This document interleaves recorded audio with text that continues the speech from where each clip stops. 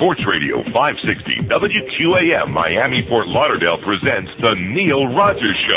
Talk to Neil. Call 567-0560 toll free for Dade and Broward or pound 560 on your cell phone. The opinions of Neil, his guests, callers, or anyone else on the show do not necessarily reflect those of WQAM, Beasley Reed Acquisitions, or the Beasley Broadcast Group. Now, Neil Rogers on Sports Radio 560 QAM. It's Dade in Miami town. Yes. At 560 WQAM. Do you or your family suffer from things? The makers of Zyfan want you to know about a miracle drug that helps you deal with the symptoms of various things. Zyfan, winner of the Department of Health's prestigious longest list of side effects award for 2 years running. Zyfan. Talk to your doctor today. Some swelling of the brain, impotence, enlargement of various glands and ducts, hemorrhoids, Y2K hysteria, temptations, and plagues of locusts have been associated with the use of Zyfan. Other possible side effects include blindness, dizziness, loss of weight, loss of color, loss of keys, straightening of the hair, aversion to swing music, zombieism, night sweats, talking like Roger Ebert, itchy organs, exploding head, and the gout. Some patients have reported blurred vision, drooling, talking Australian, saying the phrase good to go, knocked knees, broken bones, lumpy eyebrow makeup, high cholesterol, low esteem, wet hacking coughs, dry heaves, soft doughy midsections, clock watching, and raccoonism. A more significant number of Zyfan users have reported occasional bouts of chest pain, random loss of limbs, trouser tinting, greasy forehead, twisting of the tooth, spinal straightening, toeing the line, headaches, muscle aches, claude achenism, gas guzzling, incessant staring, and barking. Get your complete list of side effects at our website at www.zyfansideeffectsareyoukkiddingme?.org. Zyfan. Keep away from cats, dogs, snakes, children, the young at heart, and goats. Zyfan. Medicine for today's things. By the way, do we have any Marlin tickets to give away? No. Are we going to sit here and chill for the Marlins? No. And John Henry and Dave Dombrowski? No. No. Well, that was embarrassing what I heard coming in. Geldy was the only one. It seems to be more and more in that direction. Geldy, who used to be the shield with the Panthers anyway, now he's the only one that stands up for the truth. And the other two on that morning show are like sucking around. Oh, yeah, well, Greg Maddux, he's one of the great pitchers of all time. That's good enough reason to go out there, and we're giving away Marlin tickets. And that's only a few days after Dombrowski was on there chewing out the little dog, by the way, about how we're responsible for nobody wants to go see their crappy team. How do you like that? But anyway, speaking of whatever the hell they were just plugging on there, that phony drug, I'm going to find a good doctor today, Not that I'm sick or anything, not that I have anything unusual, little pain in the neck, but nothing major. But I need to find a real doctor. George has been nudging me this morning. I think he's right after all these years. Wouldn't it be nice if I found like a real doctor? Like somewhere up there in the plantation area. There must be a real doctor somewhere up there who's like around, who's got like a real office and a secretary who answers the phone and makes real appointments. And well, I don't know why you're laughing. It's the truth. I've been on this endless search. I've been here for 175 years in this town. I had the Israeli pill doctor who every time I had a sniffle would go, and take another EKG because he was hoping something was wrong with my heart. Then I had that guy at that clinic over there. Yeah, another pill doctor, a pill pusher. Can't find a real doctor in this town. Then I got my new doctor who called here on Friday, according to my new for like several years now, who's a very nice guy with a bad haircut, but nevertheless a nice guy, but he's unreachable, number one. And number two, what does he do when you come right down to it? I need somebody tangible, somebody close to where I live, like a doctor, a real goddamn honest-to-God doctor. So anyway, getting back, and I don't want to dwell on this more than, 4 or 5 more hours? But I found out yesterday, I don't want to say who told me, that my mother told me, because I don't want to create any rift in that family, between the sisters. Find out that my wealthy aunt who lives in Hallandale, and I'm not from New England, so I don't say aunt, my wealthy aunt in Hallandale was very distressed and offended by my comments yesterday. Well, that's too bad, okay, because I guess rich people feel that if you have a lot of money, we're supposed to respect you. And that makes you very important, okay, the idle rich. And I also find it very ironic because this is a woman who never met a Republican she didn't like, because when you have a lot of money, you tend to like more Republicans because they're good for people who have a lot of money. So if I offended my aunt in Hallandale or anybody else the last 2 days with my comments, tough crap is what I say, okay? Too bad. And then having watched that second part on PBS, which I'm sure maybe 5 of us did last night between 10 and midnight on the Kennedys, that only reinforced even more. By the way, they found the body and the big chunk of the plane, and he's in there, and the other two. The Bassett's they haven't found yet, okay? But, of course, they're small potatoes because they're not the real thing.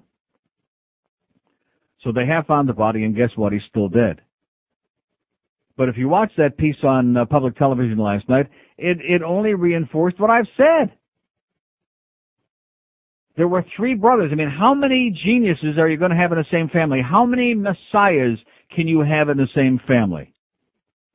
Especially when it was all started by that corrupt old bastard. And yeah, it's really interesting to watch this stuff, even though I already know it, but to see it again unfold before your eyes in the documentary, which I think was done very fairly and very evenly and without, sucking up to anybody.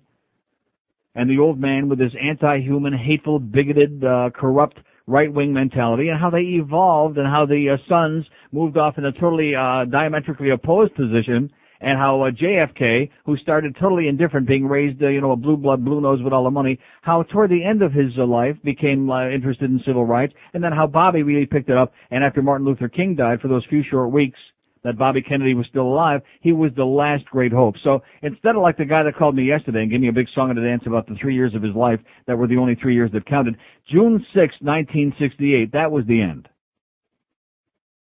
That was the finito for idealistic Americans. That was the point at which we understood that forces control this government in this country that who are not going to take no for an answer. In other words, if you screw with them, they're going to screw you back, and that's the end of it. And no matter how many hundreds of thousands of burnt-out, drugged-out hippies ran up there to Woodstock 30 years ago are going to go up there this year, including Woody Graber, it's not going to change anything. They had a great time. They did a lot of drugs, got laid a lot, and, were rolling around in the mud. And fine, no problem with that. But did it change anything? No. Was it going to change anything? No. If Bobby Kennedy would have lived, it would have changed a lot, because he certainly would have won the nomination, and he certainly would have beat Nixon, because Humphrey almost beat him, as it turned out, and he only distanced himself from the Johnson policy on Vietnam just weeks before the election, just a little bit too late, and still almost won. So there's no question that Bobby Kennedy would have won that election, and of course then we would have pulled out of Vietnam, and it would have changed. Then we never would have had Nixon. We wouldn't have had Watergate. So if you're talking about cynicism, it was really not the assassination of John Kennedy that was responsible for all of it. That was the beginning. But June 6, 1968, if you want to live in the past, which you can, that was the end. That was the final blow. That was the point at which the underlings, the underdogs, the small people in America lost whatever voice they were hoping to get. And now here we are, and you have to do the best you can. You can't live in the past. You can't keep wallowing in the memory of what you thought was going to be or should have been or hoped for it to be, because it didn't. I find people who live in, and I don't want to get off on that tangent. Let me just say it again. What I saw last night, and believe me, I was choked up. It brings tears to my eyes, because I was a big admirer of the president, of Bobby Kennedy, and of Ted Kennedy, even as screwed up as his life has been, and the drinking and the Chappaquiddick and all the other stuff. But there were those three. There's no other great white hope in the Kennedy family, okay? That's the end. That's the end of the line. And it only reinforced to me that everything I've said the last 2 days was absolutely correct, sir. Right. Because John Kennedy Jr. had none of the qualities of any of the three of them. He didn't look like them. He didn't talk like them. He didn't bring forward the ideals, the ideas. Bobby Kennedy was 42 years old when he was assassinated. His brother was 46 years old after 3 years in the White House. Here's a young man who was 38 years old, who's not known for anything political, except a glitzy magazine. I see there are a bunch of letters in the paper today, in the letters to the editor in the Herald. Some say it's too much coverage of JFK tragedy, and they got, a mixed bag. Some say one thing, some say the other. It's all over. They're dead. It was a tragedy. It was an accident. He was not going to be the next great white hope. He was not going to be the president. He wasn't going to be another one of the great Kennedys, and for those people who love the Kennedys, and of course there are millions who hate him, and that's it. So if there are people out there offended by the fact that I said that, as opposed to sucking around like everybody else has with this incessant, and it's still going on right now, look at this. Miles away from the USS Grasp. Oh, my God. I mean, we're talking crazy people. This isn't one of the great tragedies of our time. This isn't a significant event in my life. There are really good people who die tragically very young. People who have accomplished great things, and if they would have been around longer, would have accomplished even more great things. He wasn't one of them. And the fact that there's some very sad people out there living in the past to whom he was some kind of a symbol, and I really have no idea why. Get with it. Get a life. Get with the program. Get out of that time tunnel already and come into the almost 21st century now, okay? Christ.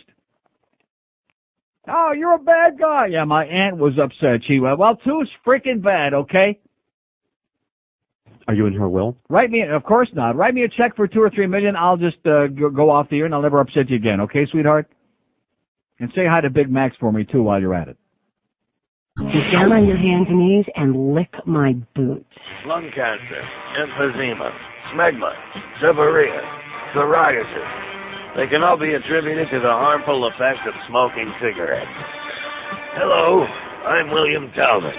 Perhaps you'll remember me as Hamilton Berger, Raymond Burr's adversary on Perry Mason. Yes. And now, I'm dead. So take it from me. Kick the habit, and you won't wind up like I did. Don't smoke, and you'll never die. Ever. This message paid for by the Militant Anti-Smoking Committee for Immortality. Damn it. Hey, anybody got a light? 10:15 at 560 WQM. So I already got a couple of doctors' numbers here. Yeah, that's my project for the day. Find a real doctor up there somewhere in the plantation area, somebody that I can actually go to, somebody who can take blood tests, like, on a fairly regular basis. I realize they're not going to come down here like Dr. Mark and wander in here. We're going to make a big radio production out of it. I'm not looking for that. I'm looking for somebody that I can go somewhere and, get a hold of somebody and do something. That's what I'm looking for, but nevertheless. Speaking of that, read my newspaper this morning. Here's good news for all you diabetics out there. Study says alcohol good for diabetics. Oh! Moderate drinking is good. And see, I don't understand this. Because being a non-booze person, I've been diabetic for 12, 13, 14 years, whatever it is. And so I wouldn't even think of drinking. But in addition, I don't like it anyway. What's the point? See, I've never been able to understand that. All you guys out there that are chugging all that beer down, don't tell me you like the taste of beer. Please don't tell me that. No, it gets you off. Gets you drunk. Yeah, but there are guys who will tell you they like the taste of beer. In addition to which, I don't want to get drunk. Although after doing the show many days, probably just as well that I never got into drinking big time. Anyway, it says, a study out of Chicago, moderate drinking is good for diabetics' hearts in the same way it's healthy for other people, according to a new study. Every time you turn around, here's another new study. And, of course, then you start doing whatever the new study says, and about 6 months later they say, oh, you better not be doing that because we found out a newer study says it wasn't such a good idea and you're going to croak. In the 12-year study, diabetics who had 1 or 2 drinks daily were up to 80% less likely to die of heart disease than diabetics who did not drink, said researchers led by Dr. Charles T. Valmadrid of the University of Wisconsin-Madison Medical School. Previous studies have found that among non-diabetics, moderate drinking reduces the risk of heart disease by 20 to 60%. The study is reported in the Journal of the American Medical Association. Dr. Bruce Zimmerman, president of the American Diabetes Association, and endocrinologist at the Mayo Clinic in Rochester, Minnesota. I've never been able to say that. Did I say that right? Endocrinologist? It just doesn't sound right to me. I mean, I can say it. Every time I say it. It's one of those words you see in print and you know what it is, but you can't say it because it doesn't sound right. At the Mayo Clinic in Rochester, Minnesota, said the findings support the association's position that precautions regarding alcohol use that apply to the general public also apply to diabetics. Oh! How do you like that? It says moderate drinking appears, wait a minute. Alcohol hinders the liver's ability to deliver sugar to the bloodstream, so doctors have been concerned that drinking might throw the diabetic's blood sugar insulin balance off. But, moderate drinking appears to improve blood sugar balance by reducing insulin resistance, a problem in adult onset diabetics whose bodies make insulin but doesn't use it properly. Let's have a drink! All 983 subjects in the study had adult onset diabetes or type 2, which accounts for 90% of cases. The researchers studied older diabetics because alcohol's heart benefits in previous studies have been found only in people older than 40. So if you're over 40 like I am, and you're a type 2 diabetic like I am, start drinking, okay? But it says alcohol. And I was asking George, who of course is an expert on all kinds of intoxicants, mind-altering substances. And he said, well, bada beep, bada boop, bada bop. He didn't say a goddamn thing. Wine. See, the problem with wine is that wine is loaded with fruit sugar. I mean, you certainly can't sit down and drink Mogan, David, and Manischewitz because that's loaded with fruit sugar and is going to send your blood sugar rising no matter what this study says. Maybe a couple of Tom Collins would be nice. That's a nice swishy drink. What's wrong with that? Of course, that's also got sugar in it, doesn't it? Can't do that. How about some Scotch? No, seriously, it's good because the Kennedys get money every time you buy a bottle of Scotch. We found that out yesterday. Huh? And it tastes like crap anyway, but why not get it over with? It's like taking cough medicine. It tastes bad, but it's good for you. And it gives you an opportunity to get that wincing look, like, fat look on your face. You know what I'm talking about. Just before you head for the bowl and do a quick Tom Green in it. So there you go. I think I'm going to take up a little bit of boozing now, which is good because when you're in this business, I don't know too many people who aren't booze hounds in this business anyway. Here's a call from Davey. Hello. Hi, Neil. Yes, sir. I know you're sitting down. I was driving on I-95 yesterday. Yeah. Northbound in Hollywood. Yes. And there's this giant flag in the parking lot of Dave & Buster's. It's a giant American flag, and it was flying at half staff. Yeah. So I called them, and I asked them, why is that flag flying at half staff? Uh-huh. They said, oh, it's because of the Kennedy. I couldn't believe it. And I asked them why. What do you mean you couldn't believe it? There are people who are wrapped up in this crap, like I told you, who are all emotional about this. When I asked them, well, what's his significance that he's the president's son, the former president's son, I just couldn't believe it. Anyways, that's what he said to you? He's the former president's son? Yeah, that was it. It was amazing. I don't get it. I'm just mystified. And I'll tell you, the coverage that what they're doing now, I don't care if anybody agrees with me or not. I wasn't born yesterday. This thing that they're doing now is so morbid that it transcends my ability to describe it. You know what I'm saying? Right. It's in such poor taste and it's such overkill, if you pardon that expression, that it's a sign of neurosis. I really think that these people are mentally ill. Yeah, I think Rick Sanchez is going to... I'm not talking about Rick Sanchez. I'm talking about CNN. I'm talking about the networks. I'm talking about every goddamn news outlet in the universe in this country is hyperventilating on this, like we just had one of the major events in the history of the human frickin' race. Well, you know, they're all ordering frog suits right now. Yeah. I tried to catch that show that you were talking about. I looked at my TV guide at 10 o'clock. I didn't see anything on PBS. But of course it wasn't, because they preempted whatever was supposed to be on. It was a special. Why didn't you, instead of looking at the TV guide, just turn on PBS? Yeah, well, I went like I did. Anyways, thanks, Neil. Okay, have a great day. Forget about the TV guide, okay? The TV guide, you know how many weeks ahead the TV guide is printed? Weeks and weeks and weeks ahead. Just do that amazing thing and flip over to Channel 2 or whatever, if you're up there in Palm Beach, 29, whatever it's on. And how you, look at that. There it is. It's there. And he did miss a good show, by the way, but he would have had to stay up till midnight like I did. Very gut-wrenching. Brings back a lot of memories, a lot of emotions, and but you know, but it's got nothing to do with this guy. It has nothing to do with him. None. Zero. Zippity-doo-dah. All it does, like I said, is reinforce the fact that he was not in this league. He wasn't even in the same ballpark. He wasn't in the same universe with those three brothers. Whether you like him or hate him or are indifferent or whatever, which is unlikely by being indifferent. By the way, bad news. Referendum on sales tax okay, the judge said yesterday. The referendum, by the way, they are running ads on your local TV like crazy. Running ads to promote the penny sales tax, showing all the traffic all bottled up. Oh, Dade County is the third worst in America. The traffic is so congested you're going to be gagging and choking and dying from pollutants and all this other crap they're talking about. Week from tomorrow. The clock is running, baby. Time is running out. A week from tomorrow is this bogus election on the penny sales tax. No. That's the word to keep in mind. No. In any language. In Espanol. No. In Inglés. No. In Italiano. No. No. That's the word to keep in mind. And then right next to this article about how the judge said that the wording on the ballot is okay and it's not misleading the voters, so it's still going to be on the ballot, which is fine with me. I mean, you might as well get it over with anyway. Right next to this is an article that says Fort Lauderdale might pitch for a new ballpark. And like I said this morning, I noticed that Joe Rose and Bifo are in there like sucking up. I mean, what's gone on here? What has transpired in the last few days that all of a sudden they're talking about, oh yeah, there's a good reason to go out to the ballpark and we're giving away Marlin tickets. Sounds really fishy to me, you know. We still got those lawsuits going. We're suing them and they're suing us back and forth.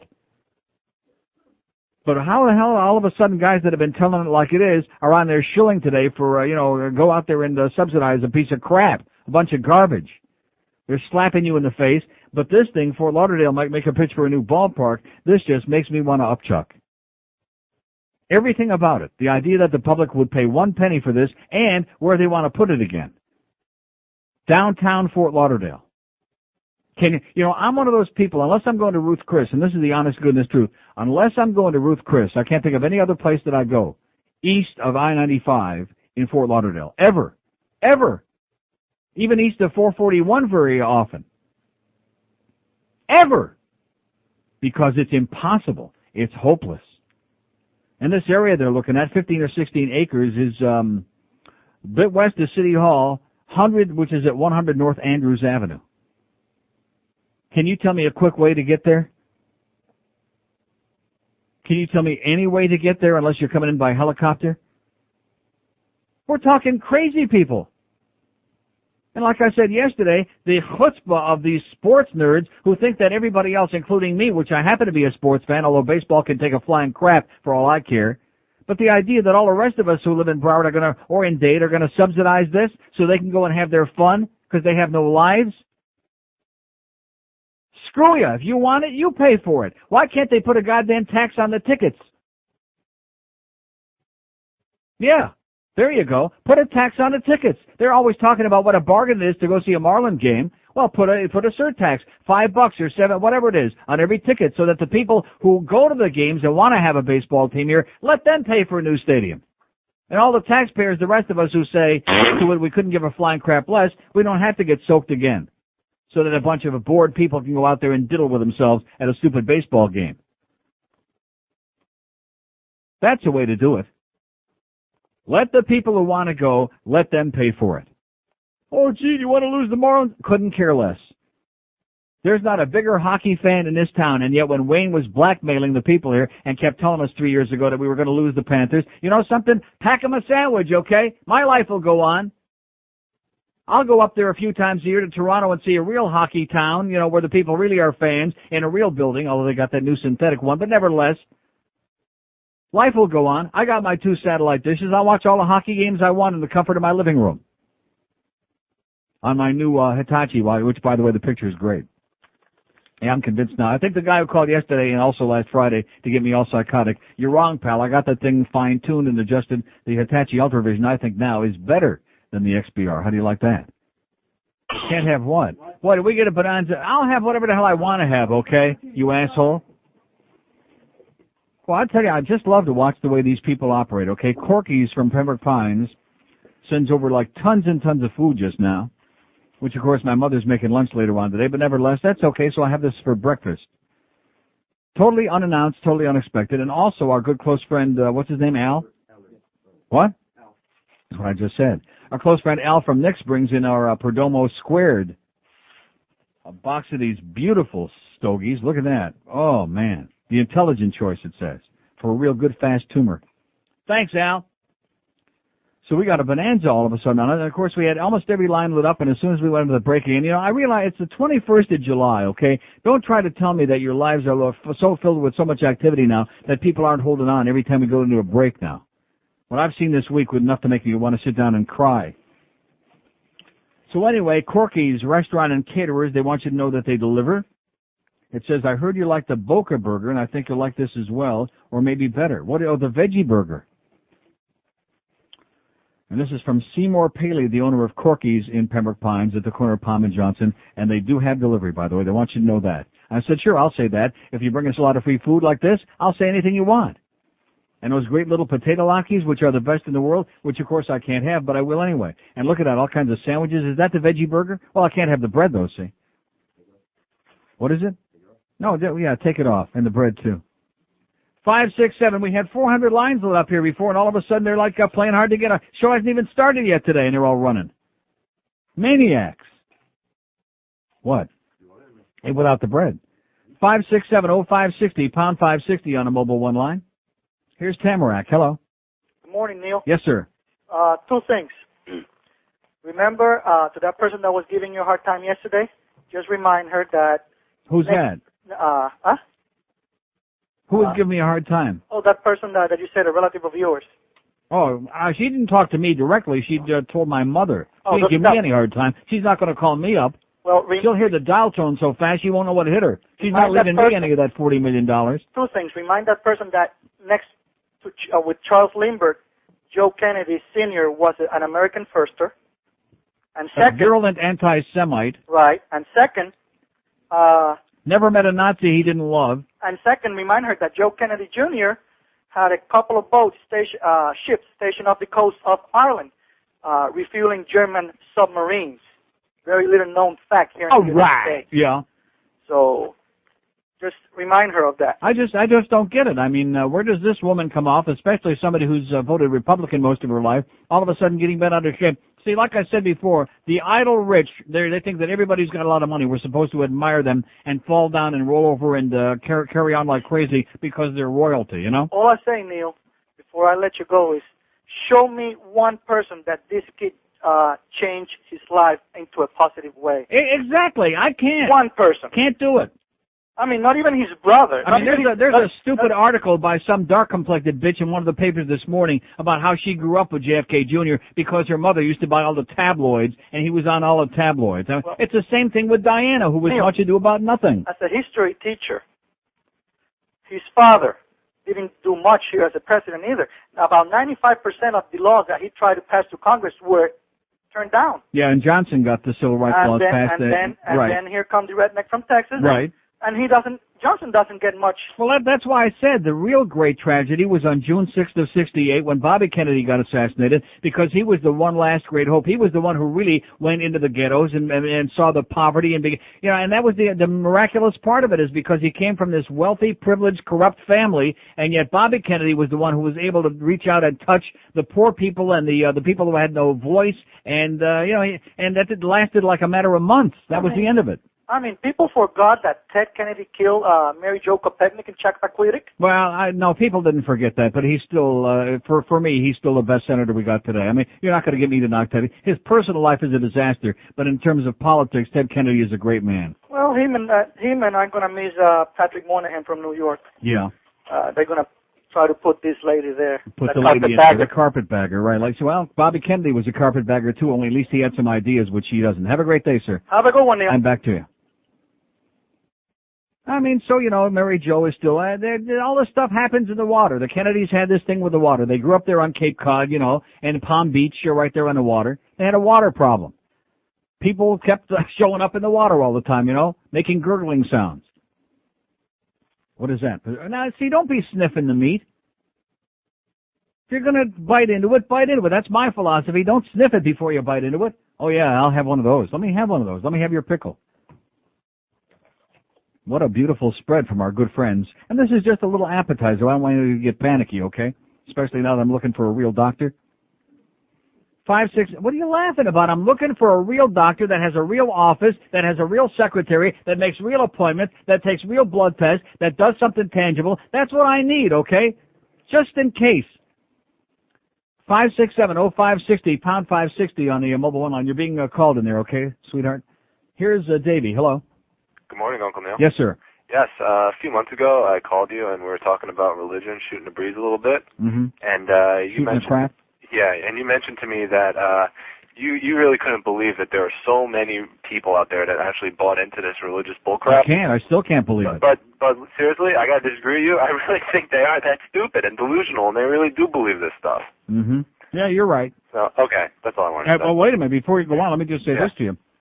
All right. I don't know if you ever watch MTV or Much Music, anything, if you ever scan, or your channel surfing. Yeah. And you see all these ads. I don't want to knock Spo Griffin. She's a nice lady, and she's our good friend down the hall at Power 96. But the psychic crap and the tarot card readers and all this, do you ever have any idea how much money those people are making? And the same thing with these religious people that, they get on there and they want you to send in their money for to say a prayer for you, and they make millions of dollars off of it. And people actually buy into it. They believe it. Man, I'll tell you, if I could have a dime for every stupid person on this planet, You'd never see me again. Hey, there's this channel. I don't know what the name of the channel is, but did you ever see this religious lady? She's got blonde hair, and it's like 10,000 feet tall, and she's got like more mascara on her than Tammy Faye Baker. You mean Jan Crotch? That must be her name. Jan and Paul Crotch. She's like so silly looking. Yeah. I can't believe people actually watch that. And they're sending the money hand over limp wrist, man. Exactly. Okay, have a great day. Take care. Good luck to us. Even Lame Duck Biscuit there is, there's another example for you. I'll tell you one thing, that record wouldn't have sold 5 copies if he didn't, first of all, if the name of it wasn't Nookie, number 1, and number 2, if they didn't say stick it up your, they don't even say it. That's the best part, because this is America. So God forbid they should really say, stick it up your ass on the record. They don't say it. They don't? No, they really don't say that. If you listen to because he says, stick it up your, and the crowd is going, have you got it? Get it out. Not right now. I'll give you time. I got to do the break. I had to bleep some of it. But I'm talking about, you don't have to bleep any of the stuff they play on MTV. You won't hear any of the words on there, like you will in Europe or in real countries where they actually have, Okay, stand by. And by the way. Stick it up your ass. Jeb Bush. Hello.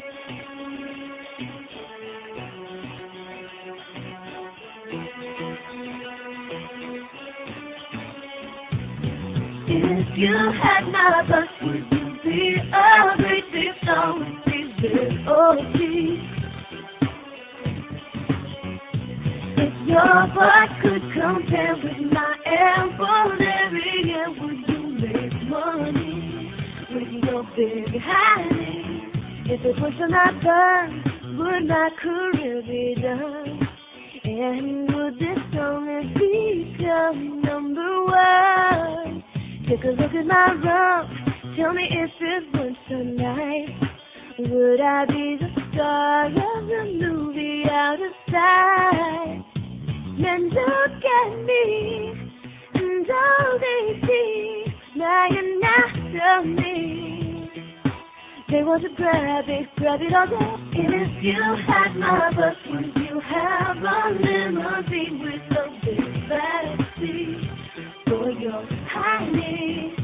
And would you have more cash with a big old shapely eye stuffed into your jeans?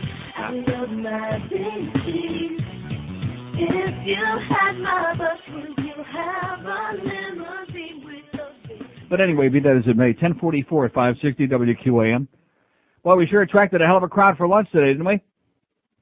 We got Chris in here, my 2 best close personal friends. Even JC had psychic vibes. He showed up today for lunch. Tommy's sitting in there just shoveling stuff. He doesn't even know what he's got in his mouth. And he still says it's pretty good.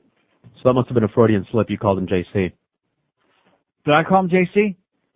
Well, that's my close friend over there at Air Canada, my best close personal friend. Oh, I got all kinds of stuff going on, man. None of which has to do with anything meaningful, but nevertheless, kill some good time. 5670560, pound 560 on a mobile 1 line. Yeah, I think it's a conspiracy. I think the dog done it is what I think. I think Hillary Clinton, we're always hearing that stuff off the internet, about how the Clintons have killed all these 40 or 50 or 60 or 200 or 300 or 400 people. Maybe they had something to do with it because they were paranoid that JFK Jr., with all his fantastic qualifications and his great political skills, that he was going to run for a Senate from New York, right? Oh! There you go. In fact, I say let's bring back Ken Starr. Oh! Here's Boca. Hello. Hey, Neil. Yes, sir. I was hoping you could help me make sense of what's going on in these universities. I'm a student at FAU. Yes, sir. And, well, you got a great football coach there, but then go ahead. Yeah, great football coach. Not that I say that sarcastically. I'm a bit angry that the systems that run these universities, and not just universities, but I'm going to complain about the universities. Go right ahead. Rip them an ass, man. I have to pay my fees on time, otherwise I don't get into class. Right. Just to make it real quick, I've got class at 8 in the morning. Parking decal, the police station doesn't open till 8 in the morning. I get a ticket, I appeal it. I overpay for my classes this semester just to make sure I'm there, and they take out the $25 for that ticket, which I was appealing before I even get some kind of finalization on the ticket itself. Well, I go to complain and say, hey, how can you take this money out of my account? It's my money that you're spending freely as you will. Mm-hmm. And they say to me, Well, when you sign your name to attend college here, that gives us the right to spend the money that we give back to you in anything that you owe. Mm-hmm. And I've got a big problem with that because they're not paying me the money. I'm paying them the money to attend. It's not like I'm on financial aid, which I don't understand how the hell I don't get it.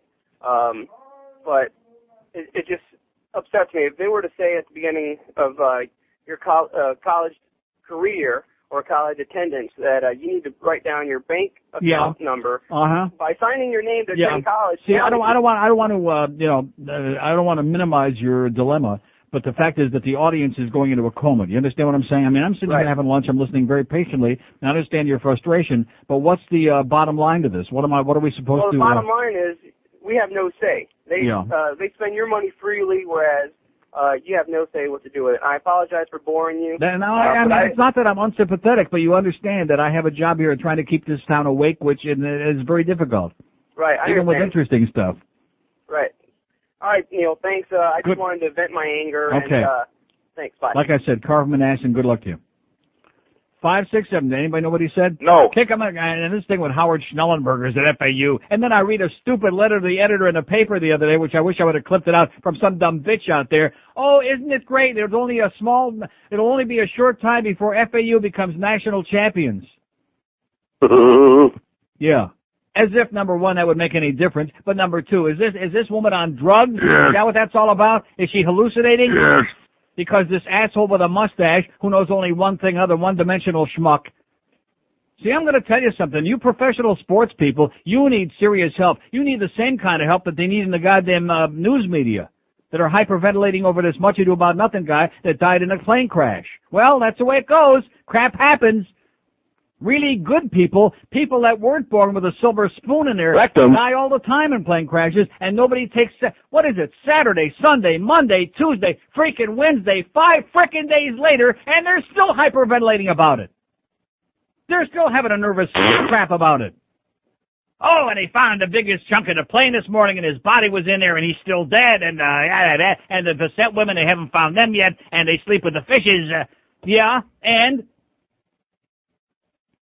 Seriously, you people in the media, I don't give a crap whether anybody agrees with me because I know it. If there's anything I know in the world, you people are sick. You're crazy. You're off your rockers.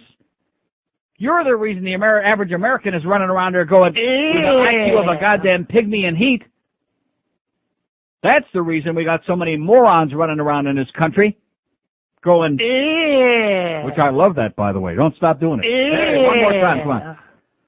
5, 6. Hey, listen, it's great being surrounded by morons. Then you feel better about yourself. God, I'm a freaking genius, and I'm not so smart, you know?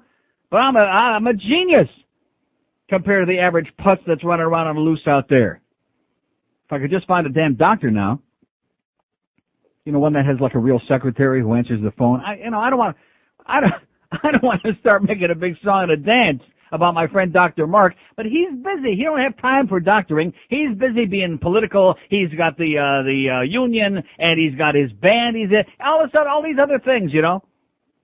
I like when I do business, I call a number, somebody actually answers. You know, like, can I help you? Would you like to make an appointment? Are you dying? You know, instead of hearing like a 5-minute speech giving me his whole philosophy about life.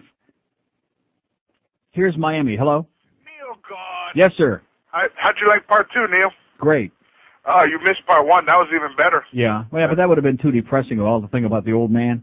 Yeah. I already know all about the old man, what a prick he was. Did you get the 800 number I left you yesterday to order the video? Yeah, what is it again? You got it? Oh, 1-800-328, I believe it's 7271. Well, no, but don't, George has got it. He wrote it down. Don't give one out that you believe it. Is that it? All right, yes. 328-7271? 1-800. It's called The American Experience with Kennedys. Right. And it's, I don't think it's one whole tape. It's 2 tapes. Okay. And, I mean, it's wonderful. I mean, you know, it tells the truth. It does. It doesn't gild a lily, and it doesn't romanticize anybody, and it tells the good and the bad and everything in between. Even Stacy Keach narrated, very well. Well, that censors it for me, then. Hey, Neil. That's almost as good as Peter Graves doing it. Guess what? Yeah. I bet you they'll stop searching now that they found the JFK Jr. No. As a matter of fact, they're not. They're still exhaustively searching for the other 2 bodies because they want to make it look good now. Oh, of course. But once they won't find them. Okay, pal. See you later. See ya. I wonder if they did this on purpose. 567-0560, pound 560 on the mobile one line. I mean, it's just lunacy. And anybody who endorses this crap, anybody who's getting sucked into this stuff, you need mental health, man, just like the people in the media. You need a frickin' life. You need a search party. They should take this Coast Guard search party, and instead of searching for any more bodies, they should help some of you people find a life. Christ. Oh, John, what are we going to do about John? He's dead, okay? It's very sad. He's dead. He never stole a freight train. He never drove anybody off a bridge that we found out about anyway. And that's it. He's dead. People die every day. Good people, crappy people, in between people, not so rich people, not so famous people, people who didn't have their own magazine, people who never make it on the cover of the tabloids. They die every stinking goddamn day. And how can I be talking about this again today? I can't believe it. How can they still be doing this stuff today? I'd rather watch that Limp Dick Biscuit video, and I'd rather die than ever see that again. Listen.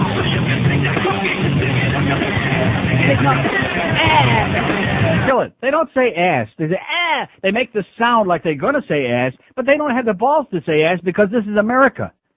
They say every other word in that thing. It's okay for all those kids watching MTV to be out there getting all the ass they want. That's okay. But to say it, that's another story. God forbid they should say, he's an asshole. Oh, my God. In fact, TRL, and this is the best part. You know that's taped. You do understand? Oh, speaking of the Kennedy thing, that show is on live at about 4 or 4:30 in the afternoon, okay, TRL, for the first time you see it. And then they tape it and they run to 8, 9, whatever they feel like it at night. They have kind of an irregular schedule on MTV because a lot of their viewers are irregular. So the guy, I can never think of the guy's name that narrates. He's okay. Carson. I can never think of his name. Not him, but the other nerd they have on with him. Is that who it is, Matt? So he's on there and he's talking about it, just totally inane. It has nothing to do with anything. And he brings in the story about, well, of course, everybody's preoccupied with the thing about John F. Kennedy Jr. and his wife Carolyn and her sister. And he says, this is at 4 o'clock yesterday. He says, and of course the search continues and we're still hoping for the best. Now, I realize that you people at MTV aren't exactly appealing to rocket scientists, okay? Even though I do watch it a lot because I like naked teenagers. But nevertheless, they're still hoping on Tuesday at 4 o'clock for people who went under Friday night at about 10 o'clock at night. This is what you get on MTV. But anyway, they were showing a segment interview with, what's his name? I don't even know what the guy's name is from Sugar Ray. Carlos would know. You know, the real schmutzy-looking guy that I thought that they airbrushed real good in Rolling Stone, and one day he looked really good, but he's a real schmutzbag. It's not him. Mark McGrath. Well, yeah. So they're interviewing him in his trailer, I guess, and he does look like trailer trash anyway. And he's talking about like excretory stuff, about taking a crap, and all of a sudden you see Carson. Oh, no, that's the end of that. That's enough of that. And then they showed it again last night anyway. So who are you kidding, Carson? Huh? Who are you guys kidding? It's on tape, and they still showed it again. You phony bastards. I'm telling you, it's just a matter of time before they start that jerk-off hour at 10 o'clock every night on MTV. It's coming, so to speak. 567-0560, pound 560 on the mobile one line. Here's Miramar. Hello. Yeah, Neil. Yes, sir. I got a perfect explanation for all this hoopla over this thing. All of these things, yes? It's the American effing way. Yeah. And it's going to be a good part for Leonardo DiCaprio to play. So Leo DiCaprio is JFK Jr. Yeah, why not? All right. And hey, if he could have played Sonny Corleone, why not? Well, hey, he could do anything, right? I say Leo DiCaprio is Joe Kennedy is the old man. Maybe. Just put on a pair of old glasses and there you go. Be a good thing for him. Nice change, huh? Yeah, he's out of this world. For a change. I just want to call somebody a douchebag. Yes, sir. Frankie, you missed work today, but you're a real douchebag over there at Walgreens. Okay. Thank you. See, not as big a douchebag as Chris Reed, though. Well, you know, Greg's out of town. Somebody's got to run the joint. Somebody's got to boss everybody around here. You know, why not Chris? What the hell was that? Did you hear that? One slow cook today. Listen to the sound of God drops falling flame, auguring into the sea. You think a multi-millionaire like JFK could afford a better plane. If JFK had more time flying, he would have known a fighter of the cheap and crappy plane that flows. A gun aimed at my head's about the only way I would go. Now Ted's the only one that's left alive today from what they call the Kennedy curse. If Dorothy Gilgallen was alive, she'd say, cheer up, it's only gonna get worse. Listen to the sound of John John falling rain. Flutter, splatter, flutter, splatter. Oh, hey, hey, listen to the sound of John John falling rain. Flutter, splatter, flutter, That easily could be one of the most tasteless things I've ever heard in my life. You know what? It's, remind me next time I play it that it was bad to do it. It's 11:01 at 560 WQAM. We have about 20 or 30 open lines today. If you want to participate. If not, that's okay too. Thanks to Corky's again for a great lunch today. We got veggie burgers. We got potato latkes. We got corned beef, which I haven't indulged in because I don't want to overdo this because then Mom will get all upset. And I sure don't want to do that. What? It was really nice and pink, too. It was nice and pink? Oh, it's always good when it's nice and pink. And the corned beef, too, by the way. 567-0560, pound 560 on the AT&T wireless line. I don't like mine too red, you know what I'm saying? Nice shade of pink is good. Here's Plantation. Hello. Yeah, Neil. Yes, sir. Love your show. Uh-huh. I got a doctor for you. He's not a pill pusher. It's Dr. Morris Epstein. Well, don't go giving the, we don't want to start plugging doctors on the air. We don't want to plug Dr. Morris Epstein on the air, although he sounds very Jewish to me. Well, he's 5 minutes from you. He's off Broward Boulevard across from West Side Regional. Yeah, but see, I want a doctor who has some idea who I am, you know what I'm saying? He's a very good doctor. Okay. Does he know who I am? I'm sure he's Probably heard not. of you. Mm-hmm. But anyway, and also yesterday you were talking about Bob Prince. Yeah. Do you remember Rosie Rosewell? Yeah, but see, when you start talking about this, anybody under the age of 100 is out of the loop in the conversation, you know? I remember. I'm only 60. Right. But anyway, Rosie Rosewell. Bob Prince followed Rosie Rosewell. Bob Prince was much better than Rosie Rosewell. Yeah. Open your window, Aunt Minnie. Here it comes, yeah. Mm-hmm. Okay, Neil. Good Have a great show. day, and thanks, and say hi to Dr. Epstein and all the other Jewish doctors in Broward. I just need one. 567-0560, pound 560 on the AT&T wireless line. Here's a mobile in Kendall. Hello. Uncle Neil. Yes, sir. Everyone's missing it. I got the perfect story. I know what happened to John John. Yeah, uh-huh. Good. Here's a lady in Miami. Hello. Lady in Miami. Yes, I'm calling from Miami. Uh-huh, that's what I just said. Here's a lady in Miami, and all I hear are drilling and sawing and puking sounds under my feet from the construction workers. But go ahead. I'm just very disappointed in your show this morning about how you're referring to John F. K. And why is that? Oh, because I think that you should be a little more compassionate. There's one woman that lost 2 children. There's another sister that lost her only relative still living. Yeah. And I find it very insensitive and very rude that this is the way you are carrying on. If And they have the money, what if is they it have the money what to is it spend, that I said that we disagree with? what I disagree with is the fact that you think that the search should be over, that they shouldn't look, that this shouldn't be on every day. I just find it... No, they can search all they want, but it doesn't have to be on television 24 hours a day. And then when they find something, they can interrupt for 10 seconds like they would for anybody else of importance. And for most people who aren't celebrities, they wouldn't interrupt at all, would they? I'm not a celebrity, and I wouldn't be important if it were me either, but I Well, what do take you mean? Why would it be any less important if it were you? Well, because Is your life less meaningful than the Bassett's? Absolutely not, but am I doing the accomplishments that he did? And Like the what? things that- What were the accomplishments besides coming out with a third-rate magazine? I'd like to hear the other accomplishments. well, flunking the bar exam twice. What were his other accomplishments? he has many, and he Well, you dedicated... tell me what they were. Tell me what they were. The library, he dedicated all those other things, all their money is always going back into charity. And all whose money? Not his money, the Kennedy family money. That's the Kennedy Foundation. That's not his money. The Kennedy Foundation, exactly. Respect to them. That's not his... What? In respect to the Kennedys, you should be a little... I'm sure they're spending their money looking for him right now. No, they're not spending their money looking for him. The U.S. government, the taxpayers are spending their money on this. The Kennedys aren't paying for this. Oh, trust me, the Kennedys have No, a lot... trust me, the Kennedys aren't paying for this, ma'am. The U.S. taxpayers are paying for it. Well, I just think you should be a little bit more compassionate when it comes to people's lives. But how about every other person that dies in a plane crash? How about all the hundreds of people that died in the TWA 747, Flight 800 that crashed? Did we have this kind of coverage on them? We had coverage on the crash, but can you name me one person that died on that plane? I remember the children of one person that died on that plane. What was the name? They lived in What was their name? Minnesota, John and Julia. No, but what was their last name? I don't remember. I don't the last either. name. I don't know. I don't know the name of one person, and I guarantee there were a lot of wonderful people who died in that plane crash.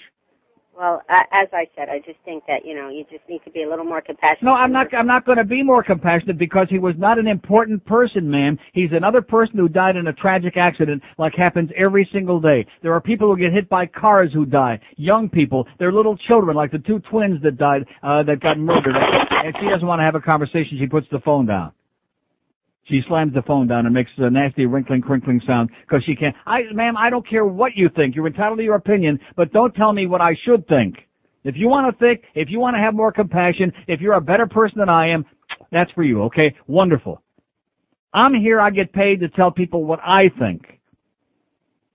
Maybe I'll give you my aunt's telephone number, and you can call her up in Hallandale, and you can commiserate with her about how insensitive I am and what a heartless bastard I am because I'm not all bent out of shape about every one of the Kennedy family, okay? There were 3 Kennedys who were a very significant part of my life. The rest of them I wouldn't give you 50 cents for, okay, lady? I wouldn't give you a Canadian quarter for it. I wouldn't give you a loony or a toonie. 5670560. The idea that because somebody is born into a wealthy family and they have the same last name, how about all the Roosevelts, huh? How about Elliot Roosevelt? Anybody know whatever happened to him? No. And James Roosevelt? No. Whatever happened? Which they all turned out, by the way, after FDR, to be much ado about nothing. Just because you're born into a wealthy, famous family with every privilege in the universe doesn't make you some kind of special, privileged soul. Oh, but he was glamorous. He was, yeah, okay. Could have fooled me. Here's a lady in Freeport. Hello. Hello. Yes, ma'am. It's about the lady who called. Yes? Oi. She needs to sit down, but anyway. Oi! That's right, damn it. She needs to sit down. Anyway, like you said about, Phil, I heard nothing about him. I don't even About know who? if Phil, the guy who died, the comedian. Oh, Phil Hartman, yeah. Yeah, man. Yeah. We heard nothing about that. It was like very brief, like Right. one or 2 days, and then we don't even know if his wife is in jail. We don't know what's going on What do with you that. mean in jail? She shot herself. She's dead. Oh yeah, that's right. Yeah. But, She might be in jail, but she's dead in jail, you know. Yeah, that story. They may have stuck her that, dead body in there just to show her a thing or two, you know. Right, but that story didn't go on long. And No, of course not. They didn't stop preempt all. one. They didn't stop the world because a great entertainer died who gave us a lot of laughs and was a talented Right. person who really contributed something. I've been talking about this is the 3rd day in a row, and I still got to convince these people that just because your name is Kennedy doesn't mean That's the whole right. world's got to go into That's mourning right. when you die. It doesn't make any sense. And if it was somebody on the street, we wouldn't be even looking out for these people. You know, they wouldn't do this long.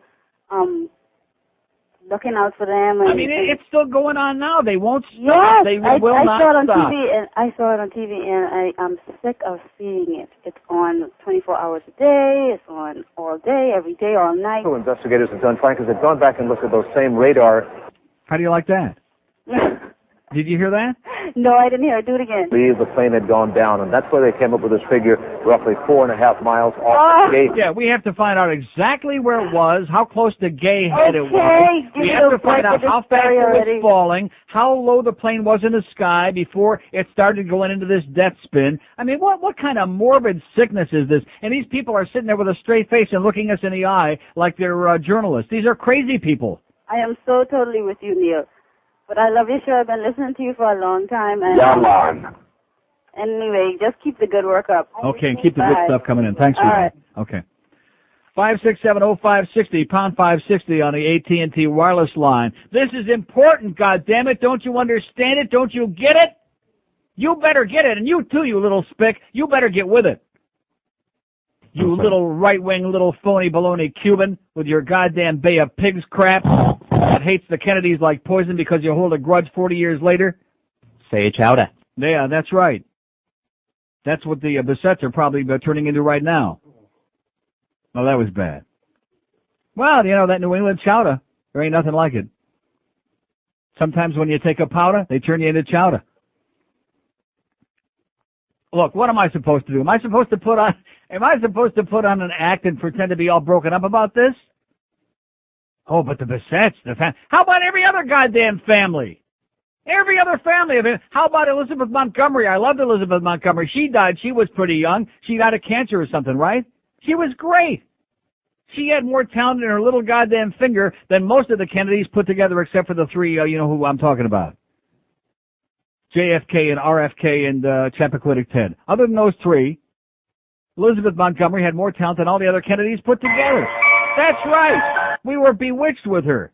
When she died at an early age of a horrible disease, did they make a big timus about that? No. Got like 2 lines in the newspaper. Miserable, crazy media people. You people should all be in jail with Mayor Penis is where you ought to be. Let all the marijuana people out of jail and stick the media people in there. That's what I said. Oh! Yeah.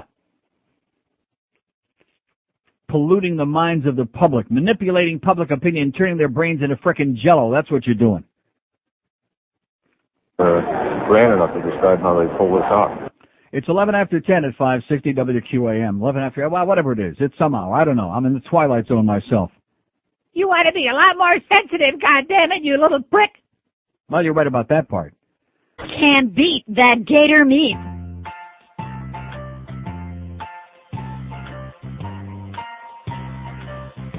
I'm one happy guy. She's packing her bags. Hillary's gonna leave me for New York, New York. I'm waving goodbye. Yeah, I'm going stag. Rudy Giuliani, she's got a beat. New York, New York. Oh! I want to wake up in the White House and be all alone and find there's no sign of hell to bitch and to moan. No more evil eye. I won't hear her nag. Her run will make my life so sweet. New York, New York. If you will let her there, she'll be out of my hair. Yes. It's up to you. New York, New York. She's gonna wake up in a city so far away, while she's on Capitol Hill, I'll play golf all day. Yeah, I can retire while she goes to work. This gig will make my life so sweet. New York, New York. Hope they'll let her there. Get her out of my hair. Oh, please come through. New York, New York. Come on, baby. Vote for Hillary. All right. 11:18 at 560 WQAM. What a place, huh? What a place. Let's go back to Woodstock. I wasn't even there in the first place. All the young punks are going up to Woodstock now. They're going to go up there and get some magic mushrooms, a little bit of acid, all the weed that they can get, huh? Woody Graber's taking them all back. See, there's one guy, our good friend Woody Graber. He never left the 60s. He's not trying to relive the 60s. He never left it. He's still in it. And if you don't believe me, just take a puke at him. Here's Fort Lauderdale. Hello? Fort Lauderdale. 20 minutes and 22 seconds later. You think they're gone? No. They're gone. Believe me. Oh, wait a minute. Like I said, too late. Hello? Hello? Yes. Hi, can you hang on 1 second? I have Dr. Richard Polikoff would like to speak with Neil. Dr. Kolikoff would like to speak with me. This is Neil. Oh, hi, Dr. We're on the air. Okay, Dr. Polikoff would like to speak Dr. to you. Polikoff? Yeah, can I Okay. put him on for you? Sure, go ahead. Hang on. This is another publicity-seeking doctor. Has that already got one of those? Hello? Hello. Yes, sir. Oh, hi, Neil. How you doing? Good. This is in reference to your earlier conversation about Finding a real doctor? Finding a real doctor. Uh-huh. But here, when you call us up, we will answer the phone. There will be an automated answering system. I'll be at your, service. I'm a board-certified cardiologist and internist, and We'll be happy to serve you. No, you're not going to do an EKG every time I have a No. We don't believe in Because I had a doctor over on the beach who used to say, every time I had a cold, he used to say, and then do about 2 or 3 EKGs because we don't he was hoping overutilize. We'll try to do practice as good medicine as we always do. See, because really what I need are blood tests. I got to check my blood lipids. A wonderful phlebotomist here who's my medical assistant. And my homocysteine levels, which I'm very much into now. We'll do your LP little A's. We'll do everything. We're well equipped here. Well, when can you see me, doctor? I can see you today. 3 o'clock? 3 o'clock today? Yeah, that's fine. Where are you looking? Well, I'll tell you what. Give George the address because I don't want 10 Neil Rogers showing up. And I appreciate it. I'll see you later. 3 Hold o'clock on. Okay, I gave him the address. You did? Yeah, I did earlier. George, you got the address? Or I gave him the phone number. You gave him the phone number. We need the address. Hang on. Sure. See, I don't think he wants to talk to you, but nevertheless, you'll have to talk to him. Okay, how do you like that? I may have a doctor now, although George is talking to some other doctors, so this guy better... Yeah, you have an appointment. What? I have an appointment with who? With Dr. A. But Dr. P says I got an appointment today. You go see them both. See which one you like best. Am I going to go on a shopping tour Yes. with doctors in Broward? Is that what I'm going to do? Sure. They can all take like about a quart of blood? And after I have like a little mass of what used to be a body laying on the ground, oh, well, this doctor says it was pretty bad, but this doctor says, well, what kind of a deal is that? Well, you told me to call Talk these to people. Dr. Polikoff, okay? He sounds like a nice Jewish boy. Well, we'll see. It's always good to have like 20 or 30 different appointments because then you can cancel 18 or 19 of them. Get the address and 3 o'clock, tell them I'll be there. And maybe the other one sometime. 5, 6, 7. I mean, we go from feast to famine. That's the way it is on this show. Either I don't have a doctor I can talk to who's busy being a politician or whatever he's doing, going like that, or now all of a sudden I got 2 doctors who are probably going to have a fist fight. They're probably going to be on Celebrity Deathmatch on MTV tonight to see which one really gets to do Neil, so to speak. God. Here's a mobile in Miami. Hello. Hello, Neil. Yeah. Why are you so insensitive? Because I'm a prick. You're a prick. That's right. Tell that bitch to go back to Massachusetts. Go back to Massachusetts, bitch. Yeah, you.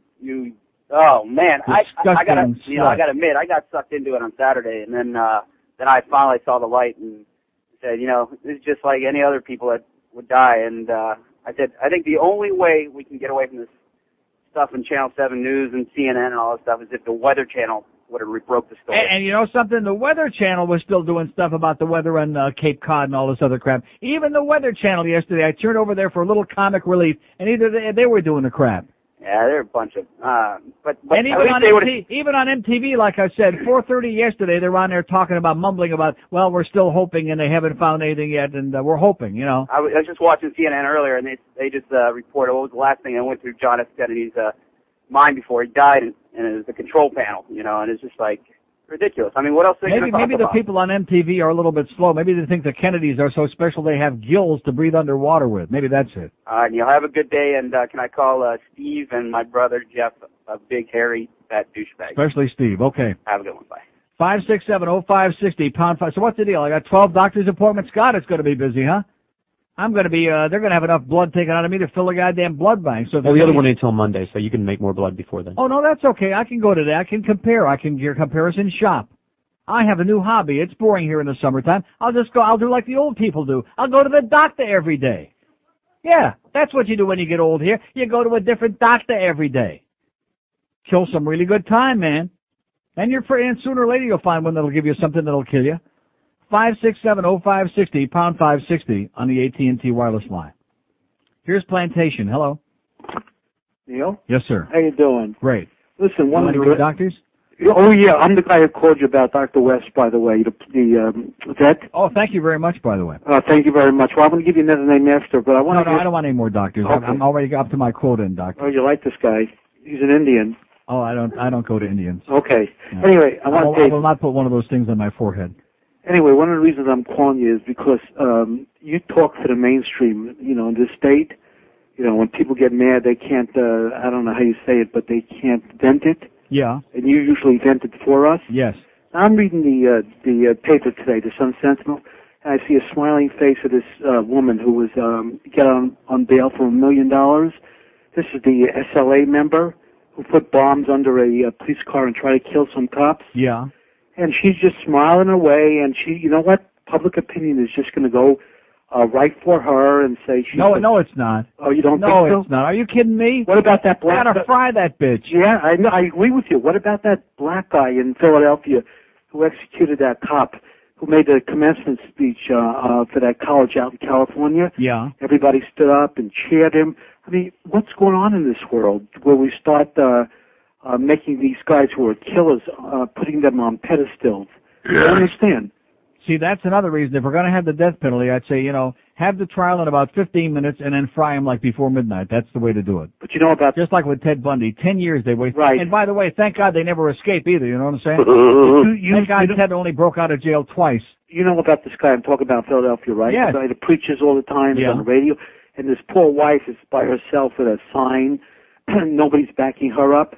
You're the only one who speaks up on our behalf. By the way, I hate to break the news to some of these people up there in Fort Lauderdale, but when there's some crazy person running around in the streets waving a gun, the cops don't really have time to stop and ask questions and find out if it's loaded or not, okay? I know that may come as a great shock to some very ignorant people up there in Fort Lauderdale who are always looking to scream racism every time one of their people does something grotesque and unacceptable, and the cops have to respond, but they don't have time to check and see how many bullets are in there. See, this is what I mean. This is great, the way you defend Tell it the way it is, and most of the people can't stand it because they're emotional cripples. Like that bitch that called before, that's probably taking my aunt to lunch today at McDonald's. Okay, listen, since I gave you the good lead on Dr. West, why don't I just do this off the air so I don't to George? No, let me try the other two first. All right. If I need you, I'll let you know on the air. If I need a good opinion. Thanks, Neil. Thanks a lot. Take care of yourself. Dr. West is the best. Bye-bye. Thank you.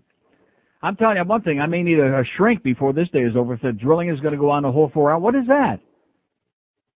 That's our life. That's construction. Did you see Mark Mosley poke his head in here? He's trying to get some production work done. Yeah. He's right next door to where they're drilling. And, of course, our program director, he's off at another meeting with the goddamn Hurricanes because we have another Make Busy project now here at the station, and that's all this Hurricane sports. And like I told him, it doesn't make a blip on the Richter scale. If the Hurricanes win every game for the next 50 years, it still isn't going to make one blip in the ratings or one dime of profit for this station. All it does is make for a lot of work, okay, and kill some time. And so now we got the nephew running the radio station because Sam is busy doing something with Jordan Knight, which I probably can't see on air what he's doing to him. You know what I'm saying? Squirt. They're doing something together that has something to do with rectum, but nevertheless. So the nephew's running the station now, bossing the interns around, pop, pop, pop, pop, pop, pop, pop, making them feel real butch and macho. And he still smells bad. Suck it in and hold it. If you like books on tape, listen closely for an offer that you may very well find almost as intriguing and every bit as expensive. Introducing Books on Paper. Books on paper contain exactly the same words I hear on audio tapes. The only difference is I have to read each word to get the story. Books on paper. They're just like books on tape, except that all passages have been provided in a handy and easy-to-use transcript form. I'm so glad I found out about books on paper. Instead of pushing buttons to try to fast-forward through the boring parts, all I have to do is flip the pages. It's so much easier. That's right. And books on paper mean no moving parts. So you can take them to the beach and not worry about sand getting into sensitive electronic components. Well, books on paper, they're like rad, dude. Get books on paper. And coming soon, it's books on paper on tape. The audio recording of the transcript of the cassette in a more convenient audio tape form. 27 before 11 at 560 WQM as we continue solving the pressing problems of the world like pants. 5670, I mean, thank God they finally stopped with the drilling, by the way. Of course, it would have been better, like before the spot started, it would have probably been a better idea, but better late than never, yes? All set for tomorrow? All set. Okay, I don't know why I said that. So if my mother's listening, don't panic. I'm not going to the doctor at 3 o'clock, and you can still go ahead and make lunch, but not too much. And don't blame me that Corky's brought in all his food, okay? And too bad that your sister's upset with what I said about the Kennedys yesterday. I don't do this show for your sister, okay, Ma? Okay? I'm not doing this show for rich millionaires living in Hallandale who eat at McDonald's. Here's a mobile in Boca. Hello. Neil Rogers, sir. Yes, sir. I want to explain something to you. I was talking to somebody last night at dinner about you, and I asked him, do you happen to listen to Neil? And he said yes. I said, you basically agree with everything he said, and he said yeah. And the good thing about Neil is he's one of the very few people in this world that are not afraid to say it. Yeah. Which makes me a very happy person. I have a way that we can actually make a good thing out of this JFK problem. What Teddy has to do is come on TV tomorrow, announce he's going for a final run for the presidency, and dedicates the run to JFK Jr., and I guarantee you he'll get every electoral vote out there. I think that would be pretty impressive. Yeah. And what's Al Gore going to think about that? Oh well. He's Yeah. going to do it. I mean, what name is more popular? Yeah, but how can you beat a guy with an effervescent personality like Al Gore? Well, that's true. He is kind of bubbly. Yeah. I mean, you know. No, it's the JFK Jr. that's bubbly now, not That's Al true. Gore. That was better. All right. Okay, Very thank you, good. sir. Have a great Take care. day. See, I don't care. I mean, I'm making tasteless, tacky jokes because of the fact that I ordinarily wouldn't do that, but I'm so pissed off at the attitudes of so many idiotic people out there. He's a dead man. He's another person who died like everybody else does sooner or later, and it was premature, and it was an accident, and it was unfortunate, and that's the end of it. There is no great significance to this man, period. To John. No, seriously, the more I hear about it, the more it makes me want to go to the John. And they're starting the goddamn drilling again. You people down there are crazy people! Why can't they do that? Like what is it? Hank's at Shula's today, okay? They got 4 hours this afternoon. Hank's not in the building. We do not have a show originating in the building between 2 and 6. 6 o'clock we got Donnie B baseball. They could take a half-hour break there, and then we got the Marlin game, the Braves at the Marlins tonight at PP Park. So they got all those hours they could be doing this drilling and sawing and hacking and noising, and without interrupting any goddamn show. But they wait until there's a show on the air where it's nonstop talking that requires a certain amount of attention, and they're drilling up a storm and tearing a building apart because there's nobody here in the building to tell them to cut the crap. Because Bluff, of course, our macho program director, she's busy over there with the Hurricanes, okay? Holding another big meet over there about the Hurricane sports. I heard who's got the inside track on doing the play-by-play, by the way. Here's the guy. That's what I hear. 567-0560, pound 560 on the 8. I don't want to tell you who's going to bat for him, but you can use your own imagination. Okay, I don't want to mention no names. I don't want to say, that was funny. Here's Weston. Hello. Hi, how you doing from Spick City? Okay, sir. I got to be honest with you. I rarely listen to your show, but Why when is you're that? talking about Kennedy, How can you survive without listening to the show? How can you survive in this ultra boring ass town without listening to the show? I got to go to school. Okay. I got to be honest with you. Be honest. Kennedy thing, I had nothing against him. Yes. But I really had something against, the media and Tony Segreto. You have to Tony Segreto's a jackass, man. I'll tell you right now. He's an asshole. Right. He's you have to dog Kennedy. And Paul Castronova this morning. You have to dog Kennedy, But Paul Castronova's on there doing a Kennedy suck job, too. It wasn't bad enough. He sucked Mayor Penis's ass the other day on that penny sales tax. And then when, Chris Farley died, I thought he was great. The top story was like how Sears had a sale or something. Yeah, Sears is having a sale on sheets and pennies, yeah, on white sheets. Yeah. Well, welcome to America, man. It's a really sick place. All right, have a good one. And God bless you. 20 till noon at 560 WQM. Chris Farley, more talent in his little fat finger than JFK Jr. ever had in his whole body. He's dead. John Candy, more talent in the cuticle of his little finger than JFK Jr. ever had in his entire body. Dead. Anybody care about that? Huh? No. No. Did they make a big timus on CNN and Fox and MSNBC and CNBC when he died? No, maybe for about 5 minutes. I'll tell you what, I'm going to do the opposite. Instead of mourning, you know what I'm going to do the minute that I walk out of here? I'm going to light up one of these great Perdomo Squared. The intelligent choice, it says on the box. The series Y2K. Or is that A2K?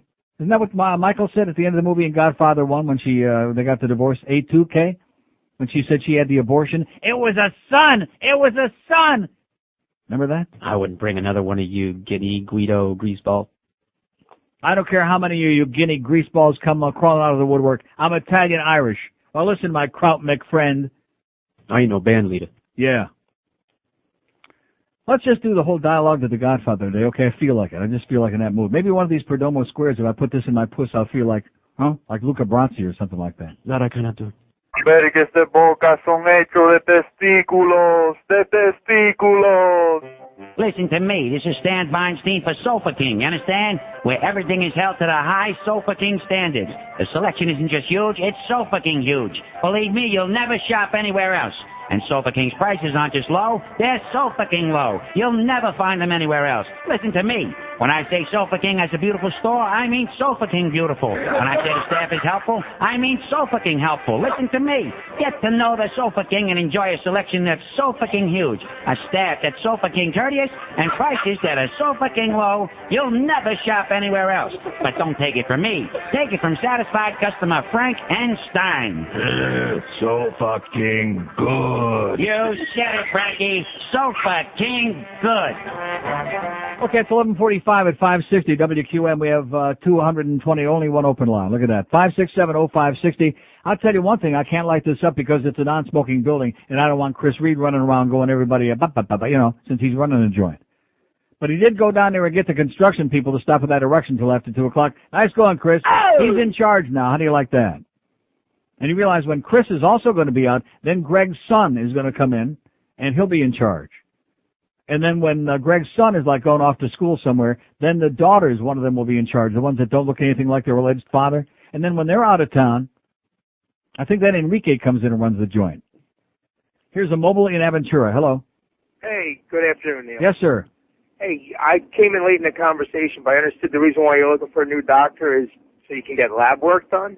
Yeah, well, I mean, that's part of it. I'd like to have a doctor that I can, every now and then go to and see, but I do need lab work done badly, desperately. Yeah, because we run a clinical laboratory down here in Dade County.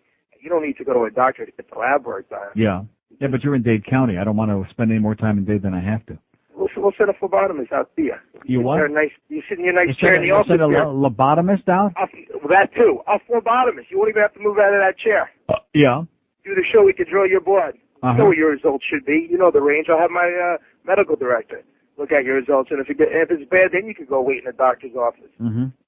Well, I'm not waiting in no doctor's office. I got an appointment tomorrow. I'll tell you, when the little hand hits the big hand, they better be ready for me. You know what I'm saying? Otherwise, you're out of there. But listen, I'll tell you what. Give George your number though, because that's a very good thing. Because I would like to do that now and then.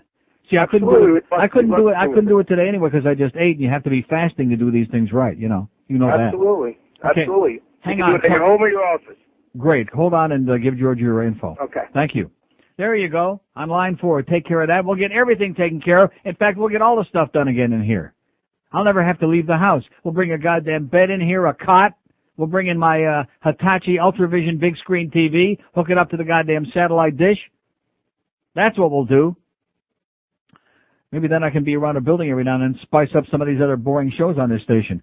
5670560, pound 560 on the AT&T wireless line. Here's Miami. Hello. Miami. Hello. Yes, sir. Yeah. 3 in the Herald this morning, I saw a little article here about the court uphold gambling ruling. Did you see that? No. It says here, Bob Butterworth's most recent effort to shut down gambling machines on Hollywood Seminole Reservation got shut down Tuesday itself. Oi! The suit had 17 years of bickering. We need closure on this issue, Butterworth said when the suit was filed in 1996. He may have gotten it Tuesday. Great. I'm so glad. So in other words, they just said to Bobby Butterworth? That's it, man. Great. Thank you. God bless you, sir. I want to bring that up because I'm a gambler, too. I love it, and I blow all my money on gambling, and I'm going to continue to do it no matter what anybody says. Do whatever the hell you want with it. F&A, baby. Absolutely. All right. Thanks, Neil. See ya. There you go. Bobby Butterworth, Limp Bizkit says, and everybody else the same thing. What? Oh, I thought you had that expectoration look on your face. Okay, we got 400 open lines now, 5670560. By the way, while we have a moment or two while the lines are filling up again, and if they do, and if not, who cares? There are 2 letters to the editor in the Herald this morning, or is this a Sun Sentinel? I still can't tell. Well, in one of our crap papers. One says, love and joy overcame prejudice and bigotry about all the couples that came out for the Defense of Marriage Act, that thing, the couples that came out, et cetera, and so on. It's from Sidney Beeson, Vice President of the Parents and Friends of Lesbians and Gays in Fort Lauderdale. It's a short, about 4 very short paragraphs. And then right next to it, to the left of it, is a 7,000-paragraph letter to the editor by May B. Simpson in Margate. Maybe. In fact, I asked, what's his name? Roy! Look at those 2 people. He said, Maybe Simpson. I said, God, I didn't even know she knew them. Article tells our children it's okay to be sinful, okay? Okay! Ray Scott Gould's article on July 11, there will be sorrow and suffering for Jews and Gentiles alike who keep on sinning. But there will be glory and honor and peace from God for all who obey Him, whether they are Jews or Gentiles.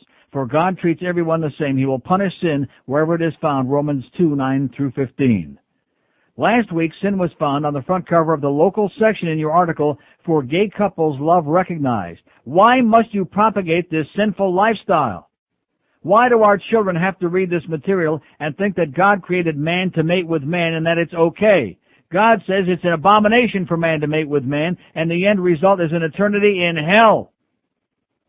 And the men, instead of having a normal sex relationship with women, burned with lust for each other, men doing shameful things with other men, and as a result getting paid within their own souls with the penalty so they richly deserved, Romans 2:27.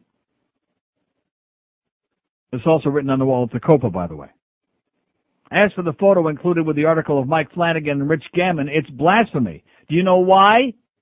If Michael Flanagan, who was seen wearing a crucifix, was a Christian, indicative of one wearing a cross, following the teachings of the church, his mate would be a woman to marry and procreate with, bear fruit and multiply, etc. Mostly etc. The crucifix in this case has no meaning. It blasphemes and cheapens the sacrifice of God's only Son, Jesus, on the cross.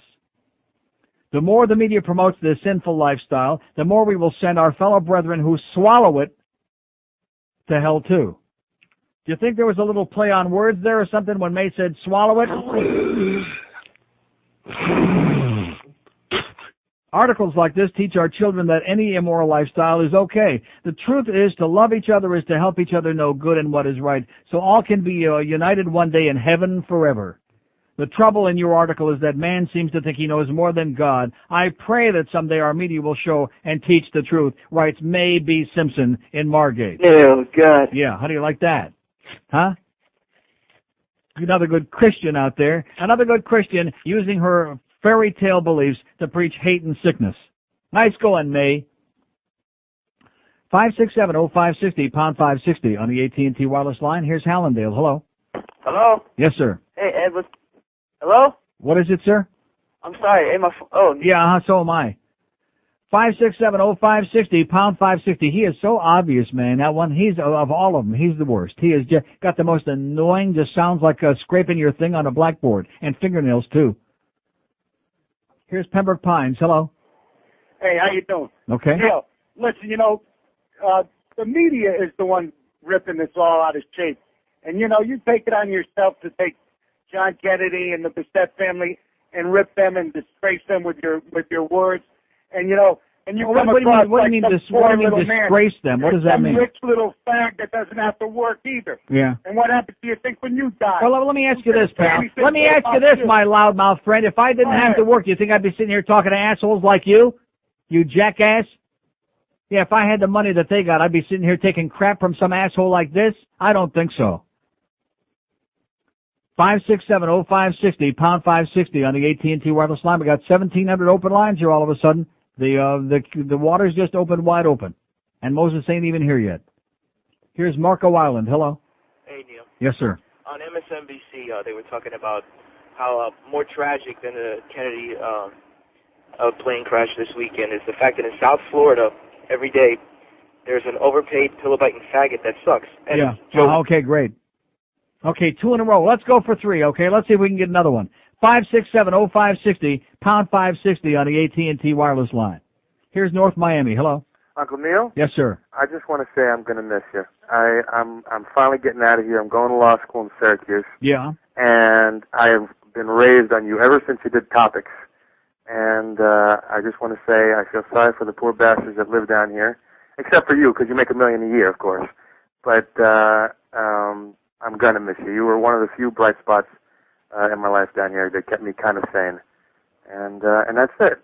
Short and sweet, to the point. Well, good luck to you, pal. Thank you. You'll need it up there. Yeah, cute story. I visited the school, and I was in the lounge there, and I was like, is that Hank? And he was on the Internet? TV lounge talking about Belmont and all that. And I was like, my God, he followed me. Uh-huh. He followed me. So, anyways, take care. Well, if there's free food around, Hank will be there. Have a great day, pal. Good luck. You too. 567-0560, pound 560. This is your pillow biting, what is it? Pillow biting, how's that go? Faggot. 567-0560, pound 560 on the AT&T wireless line. Here's Hollywood. Hello. Hey, Neil. Yes, sir. Sir, I need to find out one thing. Square me out on one thing. If Ted Kennedy is so good, what has he done for us? I want to make sure that you're not being hypocritical, too. What does that mean? You want to be sure that I'm not hypocritical? What does that mean? If you're putting down Ted JJ Kennedy because he hasn't well, done first anything, of all, sir, he won't be doing anything right now. Do you want an answer or do you want to just talk? I want an answer. I really do. Let me say this. He's been in the Senate for 35 freaking years from Massachusetts. Because he's Kennedy, no one will own against him. You don't want an answer, do you, asshole, okay? 567-0560. See, here's another guy. He couldn't tell you when he was elected to the Senate. He couldn't tell you when Chappaquiddick happened. He couldn't tell you when the plane crash happened, when he nearly got killed. He couldn't tell you anything about Ted Kennedy. But see, another example of how talk is cheap.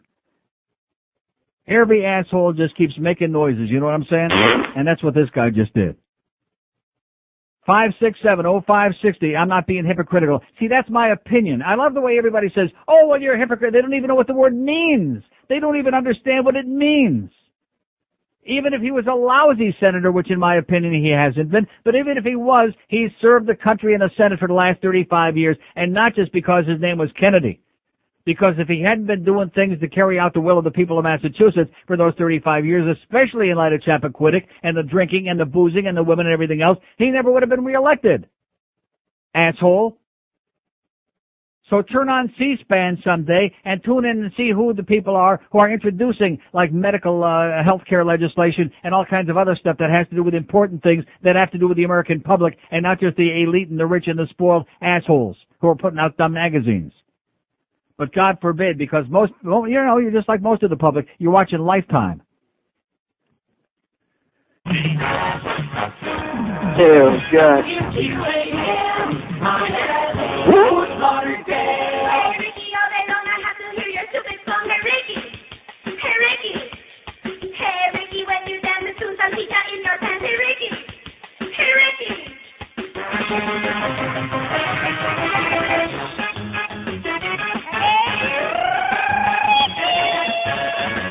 I've done superstition. You got me all wrong. I'm just a bit suspicious. Do you like girls at all? You once had me in so long time that you ran away. It didn't take too long before I found you right away. With the weekend every day, you hide inside like a Julio Maricona. In time they'll find you're a Julio Maricona. Julio Maricona.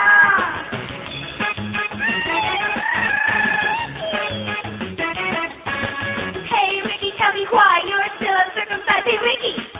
Hey, Ricky!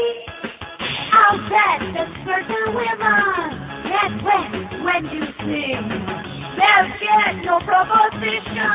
This girl's a natural thing. Someday you'll be out from the closet where you hide.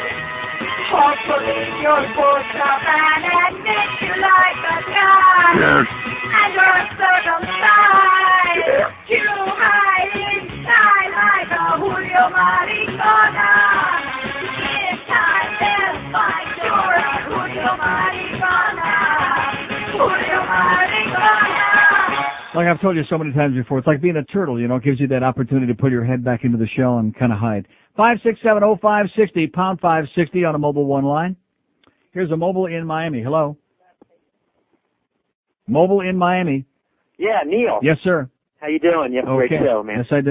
Let me ask you a question. Mm-hmm. What do you think about the Bissett family filing a suit against the Kennedys? For what? For a suit for what? For taking him up in an airplane. Hey, I hate to break the news to you, sir, but she's the one that forced him to go. He didn't want to go. Supposedly, she didn't want to be in the airplane. No, sir, you're wrong. If you watch the news, she was the one that insisted on going and also making the 2 stops and dropping her sister off. Okay, well, the sister... What they should have done maybe was just like flown kind of low and dropped the sister out the bottom of the plane where maybe they might have landed safely. That's a possibility. She was the one who insisted on going, sir. Yeah. When do you think all the hype's going to be over? Think it'll ever end? When they've got the last drop of milk out of it, that's when it'll be over. When they squeeze the last ounce of blood out. Yeah, until the next one goes or something. There you go. All right, okay. Neil. Have a good day. Okay. 5670560, pound 560 on the mobile one line. Yeah, maybe I'm a little hypocritical there because I think Ted Kennedy is a great senator. I got news for you, man. Ted Kennedy, in spite of being a real scumbag personally, has got more brains in his goddamn little finger than that other jackass has in his entire body or ever will have. Here's a mobile in Fort Lauderdale. Hello. Hey, Neil. Yes, sir. First of all, I have to say, it amazes me how people are like grabbing and clawing through the radio trying to hurt you. Yeah. Oh, they're wounding me, man. You know when they wound me the most? Every day on the 10th and the 25th of each month. No, I mean seriously, you know, you listen to some of these people and you know that they're just sitting there and they're frustrated beyond all belief that they can't. Then what are they listening for? I don't know. I mean, it just astounds me. I mean, don't you notice it? I'm sure you do. Don't I notice it? No, I've never noticed it. I mean, it's a phenomenal thing to me how people just sit there and reach out and try and they're clawing at you. But this is South Florida. That's what you're supposed to do is reach out and hurt someone. I suppose. I don't know. Well, the reason I'm calling is yes, sir. A few days ago, I guess it was Friday, you were talking about white flight. Yeah. Well, I'm a white flighter, and I will admit it, and I have no second thoughts about why I did it or where I went or anything else like that. Mm-hmm. And speaking from a person that lived in a racially mixed, balanced neighborhood for 12 years, as it started turning darker, yeah. I felt uncomfortable. Yes. And I felt that things weren't right. I noticed changes in the. What are you doing with your phone? Why are you twisting it and yanking it and your? No, it's a mobile. It's a mobile. So. But it sounds like you're twisting it around a little bit, like you're twisting in the wind. No. I'm just talking. It's just I'm walking around. So while I walk around. Well, stand still. Stop walking. I'm getting vertigo. Well, don't go into a nosedive and crash. Well, that's what I'm saying. We heard a lot about vertigo the last couple of days. I don't want to do it. Exactly. Well, leave it to Alfred Hitchcock and James Stewart. What you said is exactly true, and I think that maybe it takes a little courage to admit it. I don't know. People are afraid to admit it. These people are as spineless, and talk about hypocritical. The average white person that moves out of a neighborhood because black people are moving in is going to make up 8 million reasons before they'll. It's like the Mark Furman thing. Like everybody is so supposedly outraged because of the N-word. Because how many white people in this audience you think never use the word nigger, huh?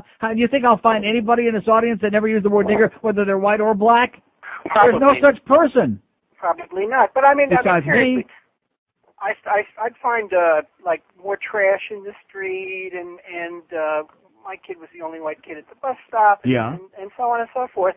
And I wasn't comfortable. Well, look, for the life of me, I can't understand, unless somebody is a wildly hysterical liberal, I can't imagine why any white person would want to live in an almost entirely black neighborhood any more than I could understand why a black person would want to live in an entirely white neighborhood, except for the fact that if you're an affluent black person, you don't want to live in a neighborhood that's like a ghetto or is like in a lower middle class kind of environment. You want to live in what you feel is a safer, more desirable atmosphere. I guess you're right because now where I've moved to, there are affluent black people, right? And it's racially mixed, and I was never uncomfortable when our neighborhood was racially mixed. It wasn't the same, but when I became a minority, right, and I mean a severe minority, yes, sir, then I felt like I didn't belong there. And you're right, and I'm glad you got out. And they all said the neighborhood's a hell of a lot better for it. Have a great day, pal. I know. See ya. Okay, we got 6,482 open lines here all of a sudden. 5670560, pound 560 on a mobile one line. Here's Boca. Hello. Hey, Uncle Neil. Welcome to the Festival of Hate, sir. Okay. Hey, maybe a glimmer of hope for you. I came across this on the internet on MSNBC's homepage. Yeah. There's actually an opinion column. The guy's name is Rick Stengel. And Casey Stengel, yeah. And it's entitled "Let the Myth Rest in Peace." Right. Getting over our obsession with the Kennedys. Right. And so it's mainstream media out there. I guess there's a little voice out there. The best line that I saw on it: in the mania of public grief that attends the death of John Kennedy and other celebrities suggests a poverty in our own lives. Right. Oh, that's beautiful. So like Bill from Fort Myers yesterday, who talked about his pathetic, meaningless, crappy life over there, and about how he's got to live vicariously through some celebrity. There you go. So if you have internet access there, check it out. It's a pretty good piece. Excellent. Can I get a couple douchebags? Yes, sir. Nick and Kim down in Pembroke Pines, you're a couple of douchebags. And God bless you. Thank you Neil. so much. I have no life. That's what they're all trying to say. I have no life. As soon as I said that yesterday, that's when the phones went dead, talking about people living vicariously through somebody else famous, because supposedly those other famous people are so glamorous, and most of them turn out to be misfits anyway and die some gruesome, horrible death, usually with drugs and booze. Oh no, but they're glamorous. Yeah, great. They're a bunch of scumbags, most of them. It's like athletes. I've interviewed plenty of athletes, and except for hockey players, most of whom at least can speak some language, most jocks are at the very best boring, and in most cases terminal, ponderous. The most exciting thing most of them can say is, yeah, and that's with difficulty. That's if somebody else spells it for them. You son of a bitch. There was an old farmer who lived on a rock. He sat in the meadow just shaking his fist at some boys who were down by the creek. Their feet in the water, their hands on their marbles and playthings, and at 4:30 there came a young lady. She looked like a pretty young creature. She sat on the grass. She pulled up her dress and she showed them her ruffles and laces and white fluffy duck.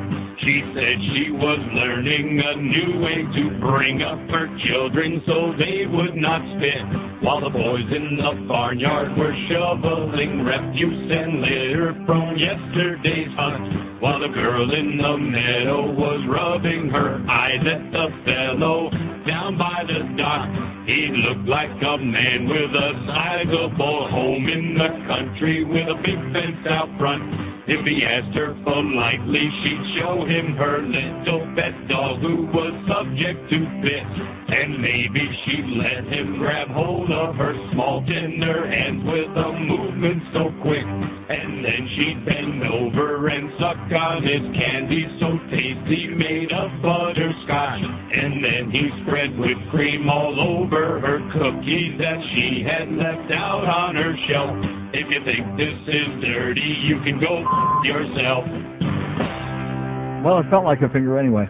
Okay, 12:16 at 560 WQAM as we continue rolling along, singing a song. Fort Lauderdale may pitch for a new ballpark. Any calls about that? No. Tax referendum election will go on a week from tomorrow. Anybody care about that? No. Letter to the editor about the fag stuff. Any calls about that? No. Anything about the, what's the other stuff here? Oh, yeah. Charges dropped against Denny McClain. So we can go back to jail and serve out the rest of his 8-year sentence in peace. If you look up the word scumbag, see what I just said about athletes? Here's Denny McClain, whose most famous comment, by the way, in history was, 130 games. 1967, I was living in Michigan, saw him pitch many a game at Tiger Stadium. What a great pitcher he was. Here he won 30 games. Scumbag.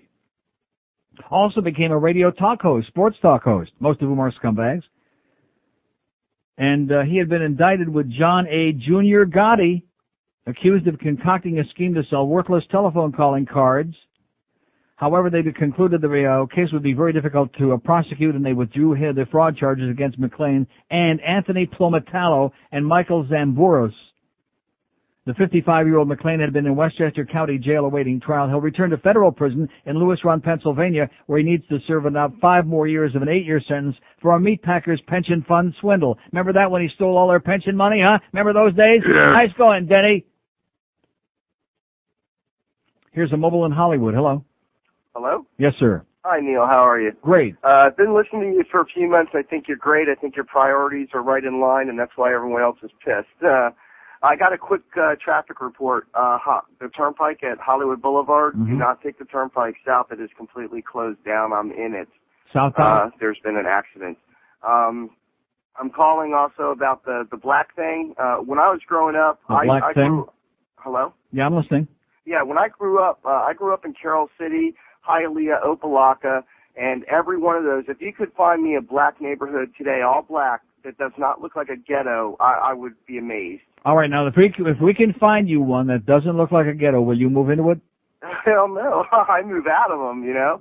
I mean, it was terrible. I mean, you get, you know. No, but I'm saying if we found you a black neighborhood with all blacks in it that was really upscale and real classy and clean and very desirable. No, I probably wouldn't. I wouldn't lie to you. So then why did you say they all look like a ghetto? What difference does it make? The fact that, why don't you just say you don't want to live you want to be a white person in the middle of an all-black neighborhood? There's nothing wrong with that. Yeah, I do enjoy living amongst my own kind. Birds of a feather screw together. That's the way it works. That's right. Monkey see, monkey do. Don't say monkey, man. That's what I did for Howard Cosell. That's right. Don't be saying monkey. So listen, so this John F. Kennedy thing, yeah, you know what? You know who should be sad? It should be the family members because they lost a family member. Not all these other idiots and morons out there that never knew the guy. He didn't do anything for us. Like you said, he has a magazine and he's the son of a president, which we even question that. A lot of people thought he was a nice guy, but turns out he was the son of a president. Yeah, I hear you. And, you know, I just think you're doing a great show, and I enjoy listening to you, and I like someone that speaks their mind. Amen. And that's something. And watch out for those farters. Okay, have a great day. Okay, 56705. Well, he called about that black thing, which I have in my hand right now, by the way. It's kind of spongy after Roy got done with it. He actually said that it was in somebody's rectum, and I think it may have been his. Oh, and I'm still touching the damn thing. God, it's been washed. 5670560. By the way, I was in the other day. Remember, I had to go take right after the show, like 2 days in a row. It's something about eating the timing of my lunches. And I'm sitting in there, and somebody, I'm not one of those people that looks through the crack in the door to see who it is taking a leak. Unless, of course, it might be him, and he wasn't here yesterday. But, well, you know, he might turn around real quick. But no, seriously, I'm not one of those people. I don't care who it is. Just get the hell out of there and let me peace, okay? Make all the noise I want and have a real good, healthy one. And this person, whoever it might have been, I know who it was, and I don't even know what his name is. Is it Carlos? Not Carlos with the orange hair, our good friend, but the other Carlos, the one that thinks his stuff doesn't stink? You know what I'm talking about? The kind of chubby one? Yeah. He thinks his stuff doesn't stink? Oh, yeah. Who said that? Somebody said he's not like the most friendly guy. Like probably Joe. I think Joe hates him. Why does Joe hate him and that Chris guy so much? But anyway, so it was him, because when he was washing his hands after he took a leak. Well, maybe he got some backsplash. And first of all, you don't get backsplash on your hands. Do you ever get backsplash on your hands? Sometimes. And even if you did, what difference does it make? Is your urine filthy? Yeah. No, it's not. That's yucky. No, it is not. It is to me. No, you're not. You're rationalizing because it's one of your people, okay? If it would have been like a... He's not one of my people. He's something. He's got a little something in him. And I shouldn't have said who it was. It doesn't make any difference. I bet you there are a lot of guys in this building who wash their hands just because they've been brainwashed that after they take a leak, they got to wash. I know I've been through this many times before, but it annoys me. If I get something on my hands, I'm going to wash it. Look, let me say it again. If you respect your member, if you're that concerned about hygiene, you wash your hands before you take a leak, not afterward. Sometimes I do. If that thing is of any value to you, you wash your hands before you touch it. And God only knows if you're going to let anybody else touch it, make sure they scrub like crazy. And their hands too. The hell are you talking about? Here's Boca. Hello? Boca. Going once. What is it? What is it, sir? Hello? Yes? Yes. Speak to me, sir. What can we do for you? Okay. Have a great life. Jackass.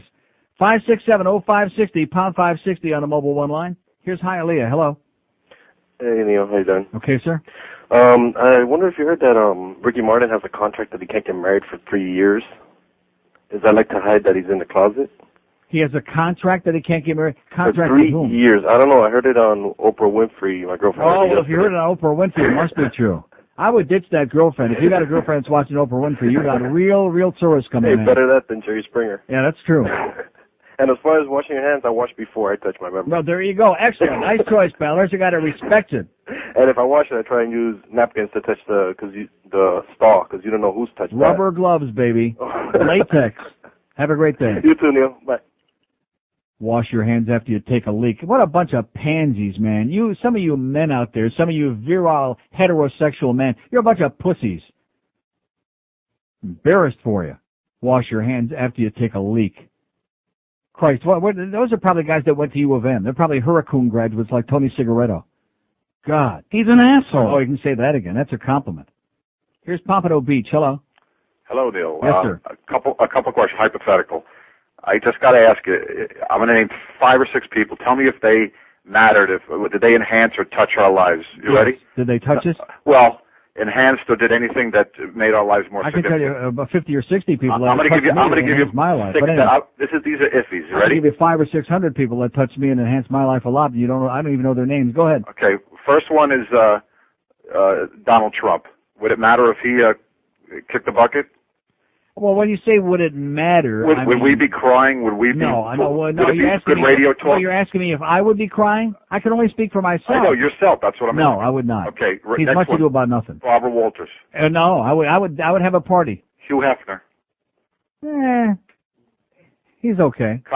But again, I mean, you're asking the wrong guy on that. See, I don't really care about How nothing. about Congressman Barney Frank? Barney Frank? Yeah, he's a good guy, but I'm not going to say I would have a nervous breakdown about it. Yeah. I'm sure Dick Armey might.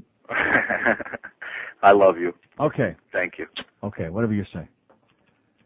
Oh, God. I like peace and quiet, and I don't need to listen to Barney Frank haranguing in my ear because I made a few bucks off a book I worked on. Okay, Dick.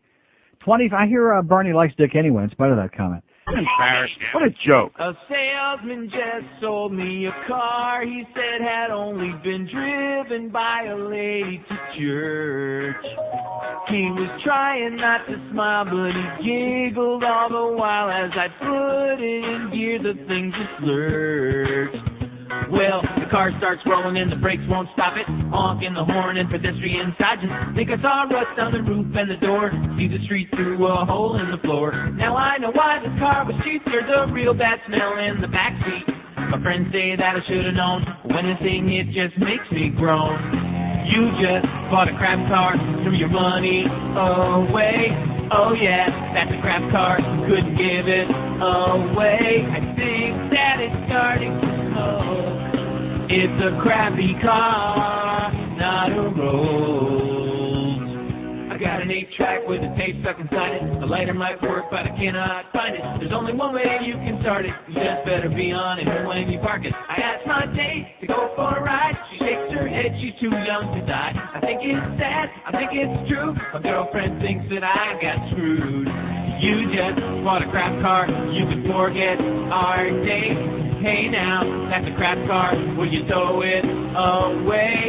Think that transmission is broke. It's a crappy car, it won't roll.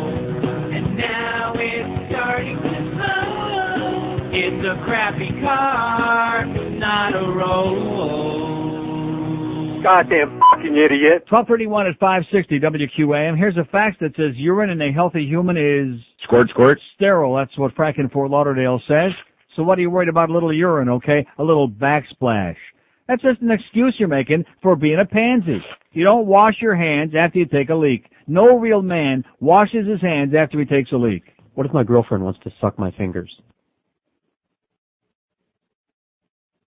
She's not going to do that if there's urine on them. What about your wife? Or her. 5670560, pound 560 on the mobile one line. Tell her, well, guess what, honey? My fingers are a little dirty, but my is clean as a bell. Clean as a whistle. Here's Miami. Hello. Hello? Yes, sir. Oh, hi, Neil. How's it going? Great. About that angry letter the lady wrote about the gays and the Bible and all that. Yes, sir. And Jesus. I mean, it's true that if you do read the Bible, it'll turn your brain to jello, right? It says it's immoral and all that, homosexuality. But I think what people fail to do is slavery was okay, but homosexuality was no. I think it's a personal decision. I think if it fits, your being or whatever, it's fine. If it doesn't, then you don't. Stoning all those kids to that was okay, but homosexuality, that was bad. Another thing is that we're reading it in English and in Spanish these days, but it was was in Hebrew, then it went to Greek, it went to Latin, and then finally. And that's when the Greeks screwed it all up. Yeah, that's when it really went to hell in a and handcastle. the ancient prophets were deciphering from an even ancient language, from the language of And you know something? No matter what language it's in, you know what it all says? Yeah. That's what it all is, I a think pile we of just crap. didn't have a conniption over it. Just Pile of doo-doo. Live and let live. There you go. All right, Neil. Do no harm, man. Live and let live. You can't be a good Christian and do that. You got to twist everybody else's arm and tell them how to live their life. You got to be a busybody because you got to save them, even if they don't want to be saved. 567-0560, pound 560 on a mobile one line. Here's a mobile in Miami. Hello. Neil? Yes, sir. How you doing, buddy? I'm doing great. All right. You know How what? you doing? I'm okay. You know, I listen to your show every day, Neil, right? Yes, sir. And I had your show on, and I was driving two executive guys for like those computer people thing, and the guy told me to turn the radio off. I told him no. He called my boss and got me fired. Yeah. You know what I mean? I mean, these guys, they just, you expect you to kiss their ass. You know what I mean? And He got you fired for listening to this show? Right. What kind of communist bunch of garbage is that? He told me to turn the radio down. He told me that you should be in jail.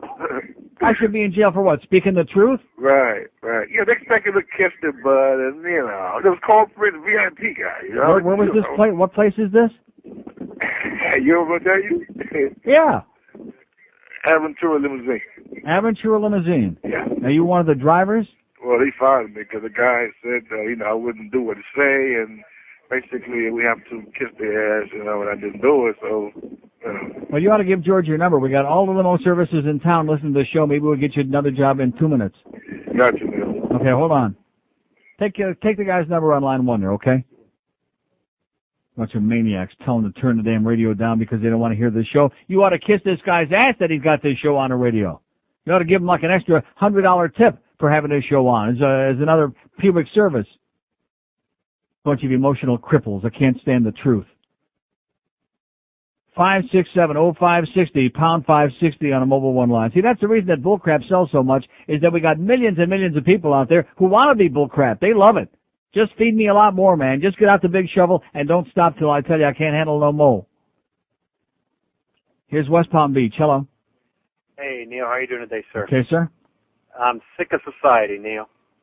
I hate the fact that you drive around, you let people emerge in, and, all you want is that little hand, say thank you. People just don't care about nobody but themselves. Well, that's because themselves. you're in Florida, man, because they're rude, because they're obnoxiously rude. It's you so any other rude, Neil. place You in the just world, want they're to all shoot 'em. polite.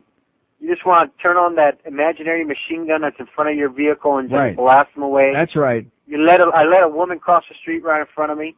Did she even acknowledge that I stopped and let her? No, she just walked right by. Yeah. I'm like, who the hell are you? They all have, bitch? don't you understand, they all have blinders on. They're the only ones on the road, the only ones on the sidewalk, the only ones crossing the street. They're the only ones. Don't confuse them with the fact there's the rest of us.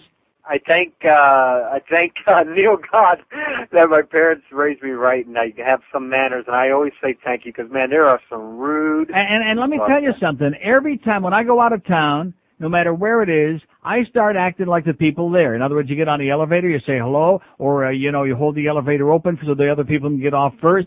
You come back here, you get in your car, and I don't even use my directionals here very much, almost never. Any place else I'm driving, like in Vegas when I get a rented car, I always turn the blinkers on, I drive very politely, but here I almost never use them because nobody else does anyway, so they're meaningless. They've been rendered meaningless. No, the Nobody worst drives that way here. The worst part is I do it because, that's, I hate cutting people off, so I do turn on the blinkers, but then they speed up and they don't want you to get over. Yeah, right. That happens all the time. God bless you, Neil. Okay, and back to you. The only time I do that is use it is in the morning when I'm getting on 595, because the people do use it there, because there are people getting off of there and there are people also getting on. And any place else where people know how to drive, like in Los Angeles on the freeways, you put your blinker on, you don't even have to look. I mean, you do look because you can't be too positive, but you don't even really have to look because you know that the person there behind you, they're going to hit the brake, just tap it, and let you in there. That's the way people drive. When you're out there on the road, it's not like one person and everybody else get out of my frickin' way. That's not the way it works. It's like a cooperative effort, which here, of course, ain't in the vocabulary. 567-0560. By the way, I got some music standing by today if we get these phones real quiet, which they seem to be starting to do this hour.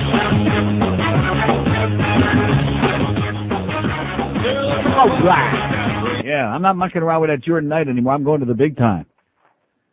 567-0560, pound 560 on our prestigious Mobile One line. Now, what was that? That was another one of those fake deal out because you would like to be smoking a cigar, but you don't want to light it up? Florida's pot's not good. It's great. Rejoin? Yeah, we're not smoking cigars. We're smoking weed. Speak out to me. Do you have proof of a dead Kennedy? They kept flying lower and lower.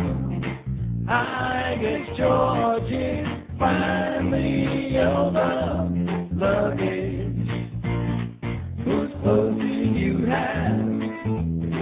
Were they bought in shops on Worth End? Luggage coming up from the blue. Yes. Loading luggage, give me a clue. No. See the coast guard cover the street. Would they worse is gone if it was you or me?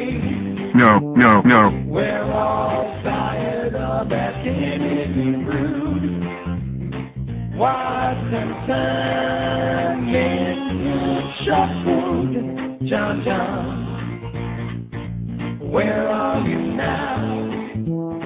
Is that you floating off of my mouth? Yes. Luggage coming up from the blue. Floating luggage, give me a clue. Okay. Floating luggage, give me a clue. Floating luggage, give me a clue. By the way, I mentioned yesterday two guys named Chuck and Dan brought that in that did that for us. I don't think I mentioned that. Chuck and Dan. So blame them, don't blame us, okay? I think it's very tasteless and crude and disgusting and very ill-timed, but nevertheless I played it anyway. It's 12:44 at 560 WQM. So what is this thing the guy faxed me about? This is from the internet by Rick Stengel, the guy called about before. He says, let us not turn it into the orgy of sentiment and commerce, of mindless mythologizing and cheap emotionalism that we saw with Princess Diana. And he goes on at great length, and and he's right. I don't want to read the whole thing because, quite frankly, it just repeats what I've been saying. Enough is enough already, okay? And CNN, by the way, which I'm not watching. I'm watching MTV and Much Music and anything else I can get my hands on that might have some good naked people on. But nevertheless, every time I flip back to there like 30 seconds ago, they still got breaking news. I got up this morning, it was breaking news. They found a big chunk of the plane and his body was inside. And here it is, it's 1:45. That was 7 o'clock. That was 6 hours ago. It was breaking news, and they're still breaking it. Jesus Christ and Saul, what the hell kind of crap is this? Breaking frickin' news. They found the body, and you know something? That was 6 hours ago they had and he's still dead. How do you like that? And you get up tomorrow morning at 7 o'clock, and guess what? It'll still be breaking news. Don't you wish that like some small country would start like a little war, something, anything, please. I'm just begging. Maybe Milosevic can start one last, big, and that's it. Maybe Castro might have a bad bowel movement or something that, exciting enough for the local stations at least to interrupt and break in this crap. Here's Miami. Hello. Hello? Yes, sir. Did you see on cable last night they interviewed Larry Flint? No, I did not. He was speaking about when he was invited by John JFK Jr. to that White House Correspondents' Dinner. I think it was in the month of April. Yeah. And they asked him about, this is the same guy who published nude photos of his mom 24 years prior. And then he takes him to a black tie dinner as his personal guest. Uh-huh. What a loser. Oh, they were both publishers, man. Yeah, but still, somebody published something about my mom. I'm not, nude photos for the whole world to see. I'm not going to invite him, as if I'm buddy with him. Uh-huh. And then they also were talking about there's a lady, she's called the social secretary for Jackie Onassis. Yeah. She was saying saying that whole salute was staged, that they even put Well, everybody knows that. Yeah, that they put something in his right hand because he kept saluting with his wrong hand when they were rehearsing. Well, they showed it again last night on the PBS thing, and you can see that she kind of nudges him as the casket is going by, and he puts his hand up very briefly, and then he kind of like curls his fingers up. He didn't know what he was doing. He was just barely 3 years old. Exactly. Why does everybody make a big scene? You know what it reminds me of? Do you remember when Diana's casket, when the procession went by Buckingham Palace, and the bitchy old queen, who they hated each other like poison, she stood there and she grudgingly, because of all the public hysteria, she grudgingly gave that nod with the head, you know, that kind of salute, and they made a big deal about that. Exactly. And she ain't 3 years old, but she acts like it. Have a great day, pal. You too. Take care. Okay. Yeah, all this little symbolism. Oh, did you see that? She had that look on her face, and she nodded, and oh yeah, she's finally showing her respect to the fairy princess. No, the fairy princess is the one that just got married. His name is Prince Edward. That's the fairy princess, not Diana. They hated each other like poison. You can't imagine how much they hated each other. And to top it all off, the whole family there. Not just Diana, but the whole bunch of them. They don't want them out to a pea hole in the snow. I wouldn't waste one of my little dog's bullets on them, okay? The Windsors. Like I said the other day, Germans masquerading as British, and they're all curtsying and bowing down to them, and yada, yada, yada, yeah, big Simus. The rich and the famous and the ponderous and the overindulged. That's what they need to do, those constipated Brits. They need to have a coup one day. They get enough beers in them, enough of that cheap crap they drink, and just go in there and just take over the whole goddamn palace and kick the Windsors out. That's what I say. Oh! Take over the damn thing and split up all the money. So all those starving Brits over there don't have to be eating so much spotted dick. 56705, and you told me yesterday that was a Cockney thing, which I thought was a very bad choice of words. 5670560 and pound 560 on the mobile one line. Well, that's what you said.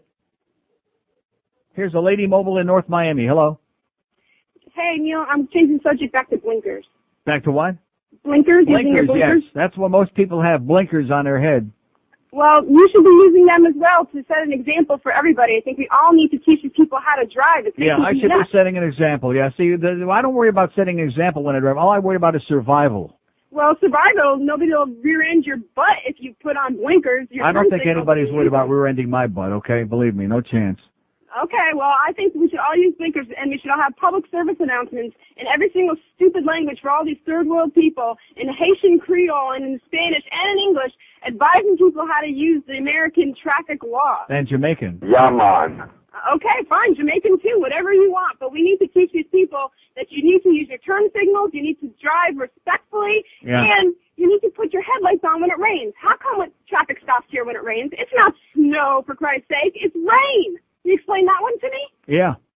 I don't get it. They're stupid and inept. I don't get it. We need to put headlights on when it rains. It's dark out. You can't see other cars. Out of respect for your own self and to save your own self, you should put your lights on and you should use your turn signals. Yeah. And we should be telling these people all about this and public service announcements. Where's our tax dollars? Just do it. No excuses. Just do it. Just blink it on and blink it off. There you go. Right. Use those headlights when it rains. Nice going, sweetheart. I hope that you make announcements when it's raining out. I'm getting, as soon as I get off the air at 2 o'clock, I'm getting a megaphone going out here on 441, and I'm going to start bitching these bastards out. I think you should, but why should you do it? Get one of your interns to do it. We'll get JP to go out there and bitch him out. Yeah, hold up signs. After he bitches out some more Hank's callers, he's going out there and bitching out some of the people on the road. Okay, have a great day, sweetheart, and calm down. Hey, listen, you're not even getting paid, much less having to take a bunch of crap from callers out there. I don't care what the nephew tells you, okay, that's running around here today like he runs the joint.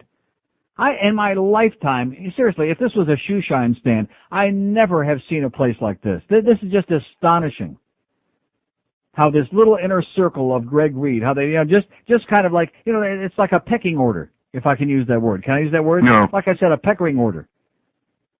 And if this isn't here, well, this one takes over, and then Sam takes over, and then, of course, that's like the trickle-down thing, And like if the important people from the inner circle aren't here, then the nephew takes over. He's running the joint, and probably smoking it, too.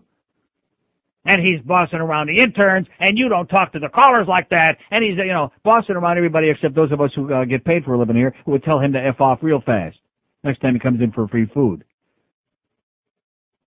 I noticed he was eating okay today. Didn't seem to be having no gagging reflex or any of that problem. I guess he liked the price, huh? 5670560. There he is. Yeah, back to you. Okay, thanks for getting him to stop the sign, but then leave my buddy alone here, okay? He's under a lot of stress. Didn't get laid yet today. 5670560, pound 560 on the mobile one line. Here's a mobile in Fort Lauderdale. Hello. Hey, Neil. Yes, sir. Back on the hand washing issue. Yes, please don't tell me you wash your hands after you take a leak, sir. Well, I just don't want to shake your hand ever in public. The last thing I want is your urine on my hand. I don't pee on my hand, man. We must have a lot of people here with bad aim. I'd have never peed on my hand in my life. I'm 56 years old. I must be missing out on something. I have never peed on my hand in my life. Okay, well, how about worse than that? I don't want your last night's lover's... Yeah, right. Yeah, my last night lover's, whatever is on my penis. Yeah, wow. That's interesting. How does that work? Maybe on Enrique's face. Well, he's just trying to clear up his complexion. Maybe that big thing will go away someday. 5670560. Well, see, another guy making an apology, trying to turn it into a homophobic thing because he's the pansy. You're not fooling me for a minute. You can try to turn it around, just like all that anal sex crap. You should have heard a little half an hour ago in here. I don't want to mention it was George that was trying to pervert one of our young interns in here that at least has enough common decency that he's not trying to penetrate his girlfriend. Rectum. You know, got a little bit of decency here. That's the least of their problems. It was before you opened up a big mouth. Well, he's got to move over to some Cuban chicks now, I guess, 5670560. See, I try to have a little sensitivity for my friends. I don't try to come on here. I mean, if you want me to start a song and a dance about how you got Shannon's birthday is Friday, her 23rd birthday, written in 75 big bold letters on a calendar up there because Crystal might be listening now. We have a special present planned for her. I'll bet you do, at about 2:30. At about 2:30. And I hear you're going to have some serious competition as to who's going to deliver it. Here's Marco Island. Hello. That's great. It is great. Listen here, Leo, I agree with you on The this. anal perpetrator in there, yes. Peeing on your hand, that's ridiculous. Nobody pees on their hand. Whoever heard of such a thing? Listen, when you go to the bathroom, you wash your hands first. You don't touch your beautiful penis with dirty hands. That's what I keep telling these people. They just don't get it. See, the thing that amuses me is that when people are brainwashed into a certain kind of behavior, which they do just by habit, and then somebody says, you're doing something that really makes no sense and it's stupid, instead of thinking about it and saying, something, you're right, they right away react with hostility. Yeah, like, what do you know? I had a fella ask me, he says, don't you wash your hands? I says, no, I didn't piss on my hand. I washed it before. Right. I don't piss on my hand. Anyway, Neil, can I see a douchebag? Yeah. Good old Don, you douchebag. Thanks a lot, Neil. Bye. Okay, clean up your act. 5670560, pound 560 on the mobile one line. Anal sex. What is wrong with you crazy heterosexual people? Okay, see, it's the deflection angle, man, so to speak. Always trying to, lay something off on the fags, on this one. It's everybody but us. I'm not going to rehash, so to speak, what we went through 2 shows here last year on this program. 2 of the most painful days of my life, and I mean that literally, just listening to all of this horrendous rectum talk. God. That was the beginning of a whole epidemic that started in this town, and from that day forward, every time we get a caller, we have to ask, were you fudge packing? Yeah, and usually the answer is, yes. Yeah. Every time we get a straight guy calling, the answer is always yes. And when we get a fag calling, the answer is usually yes. Yeah. Thank God there's me. I guess I'm the only one. I'm the odd man out, so to speak. Maybe that's why I'm still alive. Wow. Oh! Yes. Oh boy, it's the 1 to 2 hour.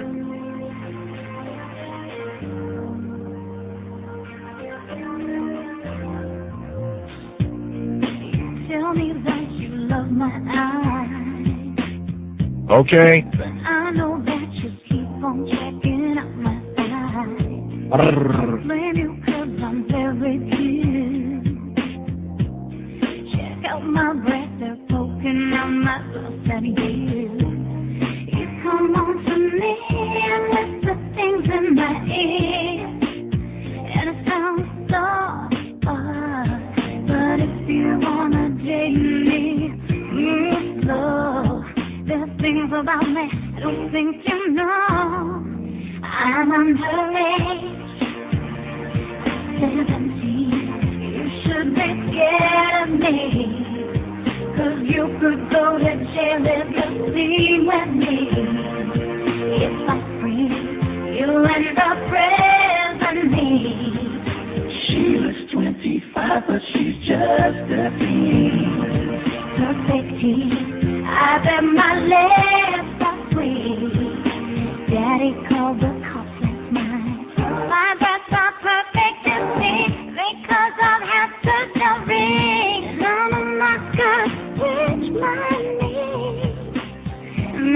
just hangs right out of my shore. Oh! She's underage.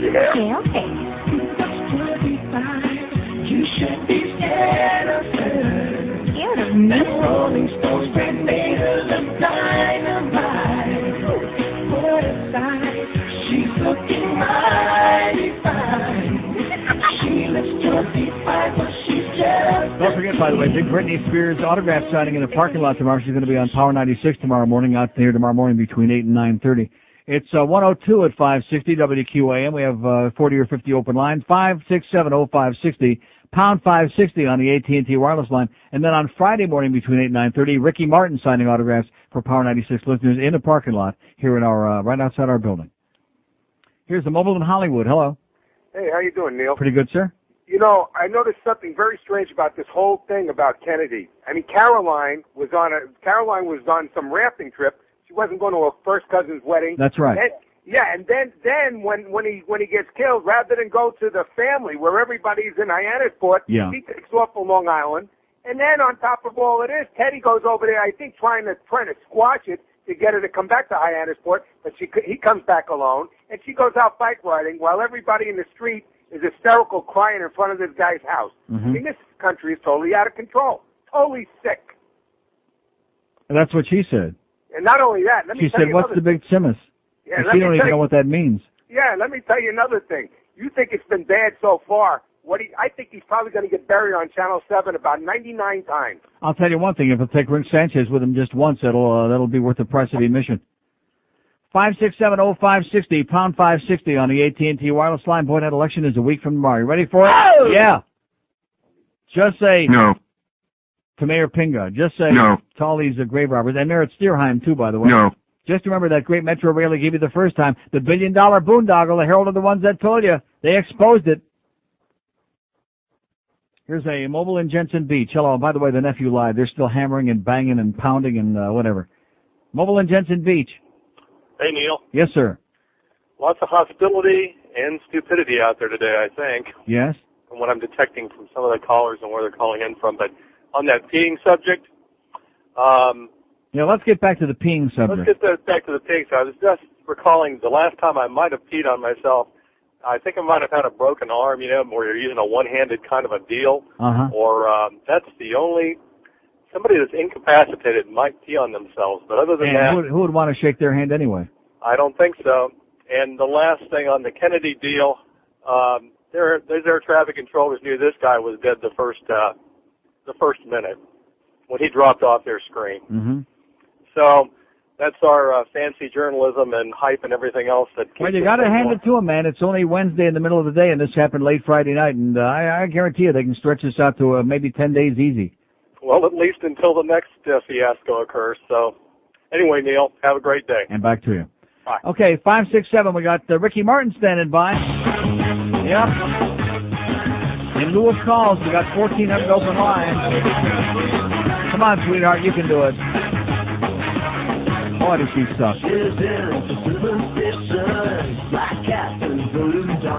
You know something? When you say Ricky Martin sucks, it's not a knock. It's just a fact. 5670560, pound 560 on the AT&T wireless line as we're continuing rolling along. It's only July 21st. We might make it through the summer. What do you think, huh? No. Think we'll make it through Labor Day? No. We might just squeeze our way through this. I have my doubts, though.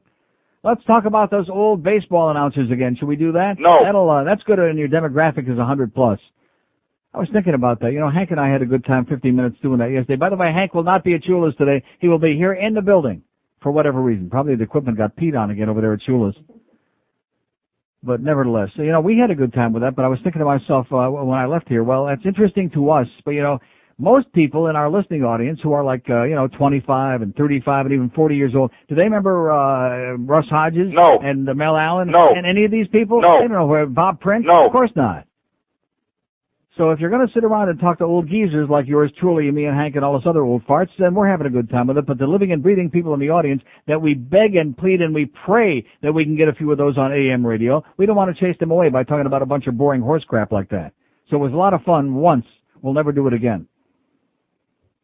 How about that Marv Albert?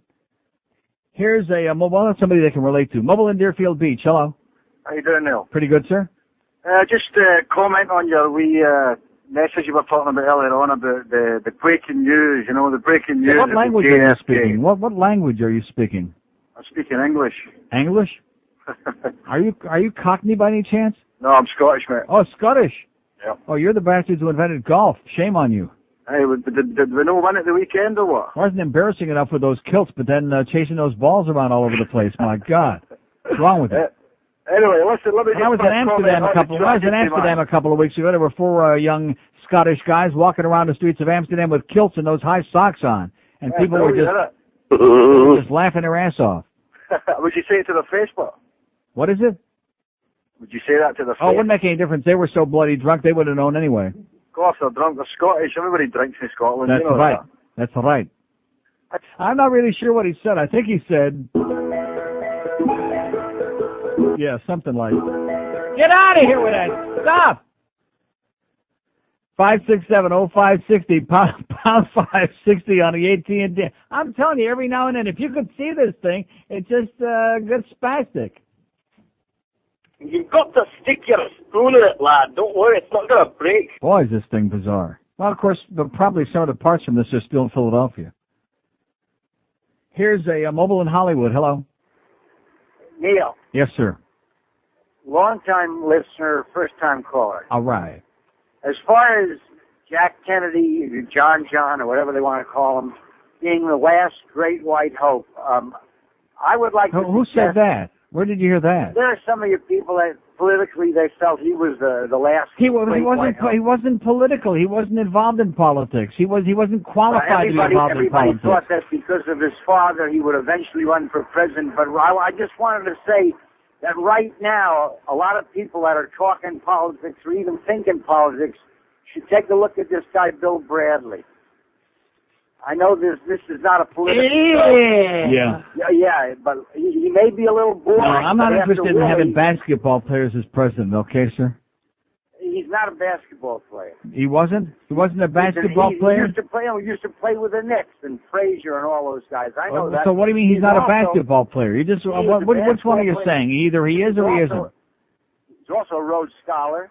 Yeah. Okay. He left the Senate because he didn't like the way politics was going. Yeah.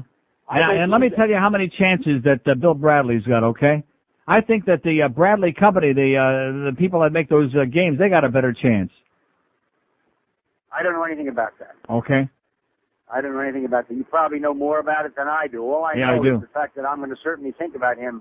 Well, you can think about him all day long if it makes you a rigid or something. I mean, you think about him all day, but he's got no chance. Well, what about George W.? You think George W. is political caliber? I mean... I think he's one step away from JFK Jr. I think he's nothing who happens to be the son of an ex-president. That's what I think. And Al Gore? I mean, what So what are you saying? Are we going to how about Mayor Pingo? Who would you like? Bill Bradley ain't going to get it, okay? He's got, I mean, when you got a worse personality than Al Gore, what does that tell you? Well, he may not get it, but he certainly is going to give Gore a run. No, he's not. Right. No, he is not. I'll tell you what I'll do. We'll wait Sir, I'm not going to make a wager. Call up Hank if you're Ed Kaplan if you want to make a wager. He's got no chance.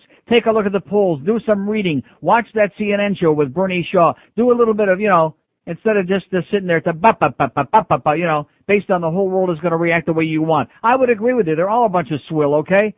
So what's the sense of getting all psychotic about it?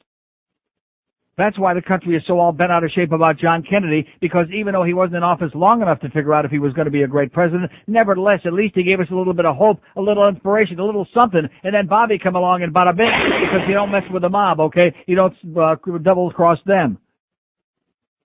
And like I said at the beginning of the show today, June 6, 1968, that was it. So just relax. You had people like Jimmy Carter, Ronald Reagan, who can't remember what it was all about. I mean, these are the people you've had. Mediocrity, it rises to the top in America. And you want to know why, sir? That's the American fucking way. You got it. Oh, my God, your breasts are beautiful. One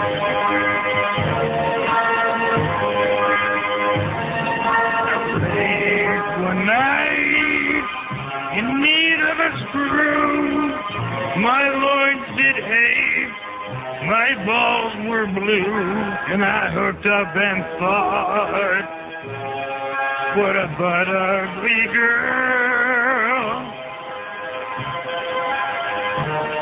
I see pies of cheese and tasty rice.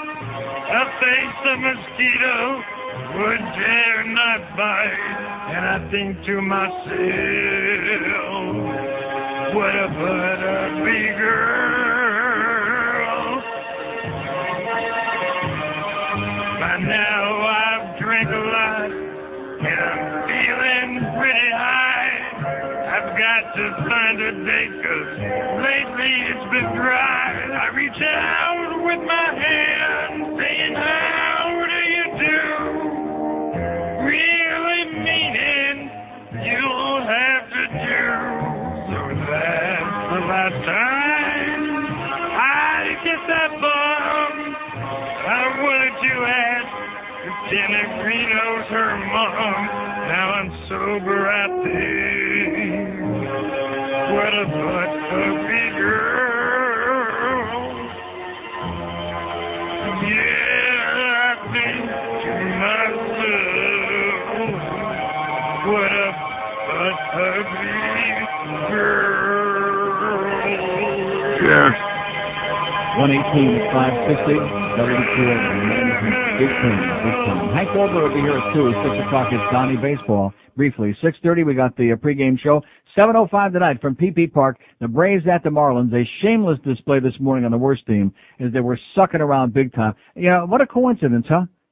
Friday, they're ripping Dave Dombrowski and talking about how he's blaming the station and blaming them for the fact that people don't want to come out and see a crap team that's losing 600 games this year. And then all of a sudden, just a few days later, oh, yeah, the great Greg Maddux is going to be pitching for Atlanta tonight, even though our team sucks. Yeah, it's a great night to go out there and buy some tickets. I find something really smells bad with that worst team. You know what I'm talking about?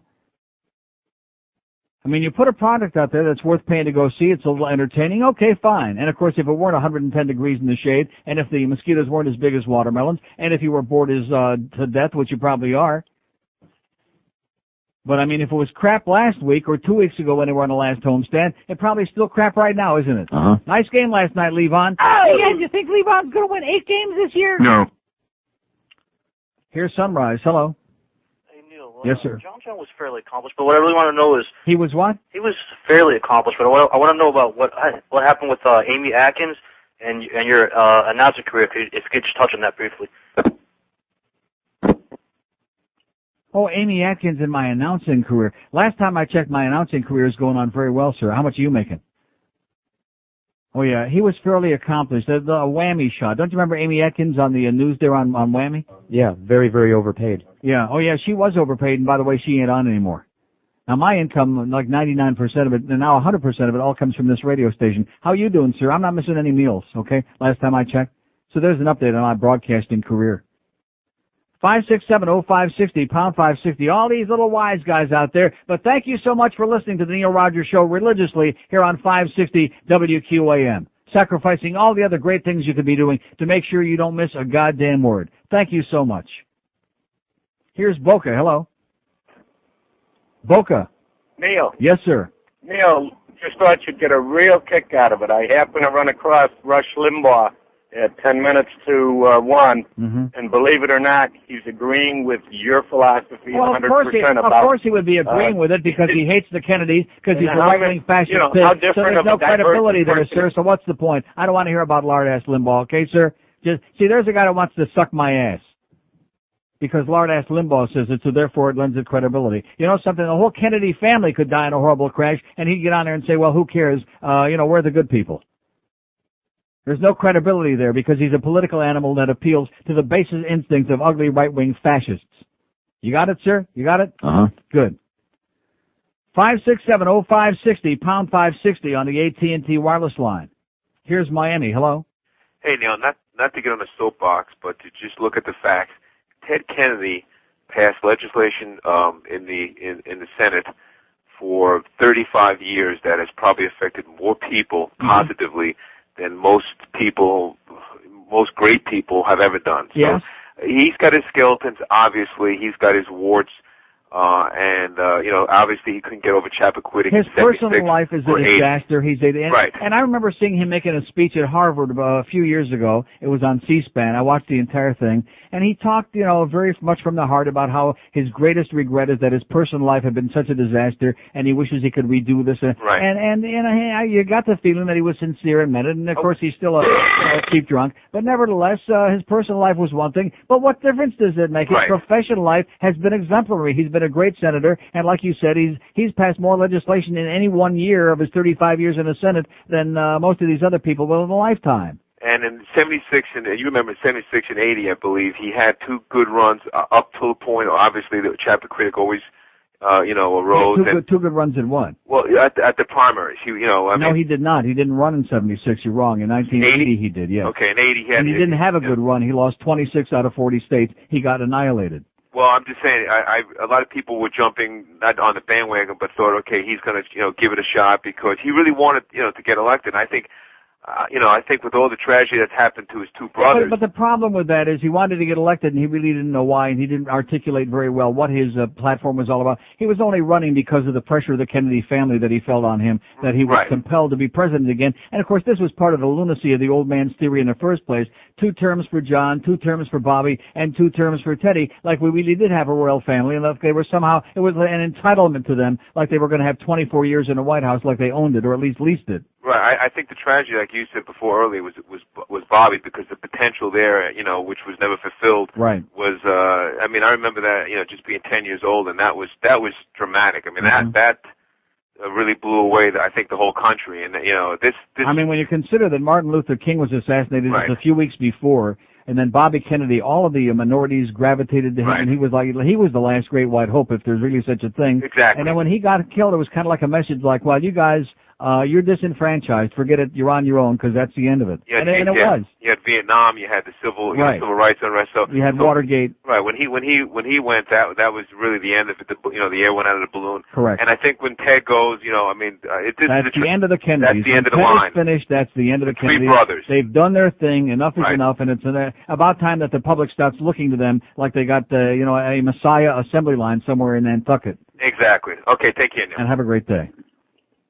Yeah, when are we going to pump out the next Messiah up there? We're getting a little impatient now. Ain't going to be that Caroline. Can't find that bitch. 5670560. You know what? I better not say it. I was going to say the same thing like Johnny Versace, because at least he was a designer, although his fashions were suspect at best. But there was a certain crowd on South Beach that made a big to-do. And of course, he died a tragic death. He got blown away, and although he was terminally ill anyway, they don't want to talk about that. But nevertheless. But the simus they made about him, and of course the other people that Cunanan killed, they got a total of maybe 5 minutes of media coverage, because they weren't celebrities, any of them. And especially the caretaker up there, the guy in Jersey, the cemetery caretaker that he needed to steal the truck, so he killed a guy up there. He got, about 20 seconds? That was all he got. And Gianni Versace, like he was some great, what was so great about him? Other than the fact he had all that money, and he used to send his buddy out there to find the hustlers on South Beach, and, more power to him, man. Of course, you start doing all those people, and you never know what you're going to catch. 5670560, that's why protection is where it's at, baby. Put on that rubber raincoat. I'm not talking about a condom. I'm talking about a full-body raincoat before you even start thinking about it. Here's Miami. Hello. Hey, Miami. Yes, sir. Hey, listen. I'm listening. I think you're jealous. Since when did you start categorizing yourself as a white man? Aren't you? The last time I checked about you, you were Jewish, right? Oh, yeah. Okay. So what makes you think you're white? That's why you're jealous about the Kennedys. Because you want to be in their position. Oh, they're Jewish. Well, you're begging. I heard you this morning. Kennedys are Jewish. Don't you know the Kennedys are Jewish? You're begging for doctors to come attend to you. I'm begging for what? You were begging for doctors this morning? For what? I think what you really need is doctors?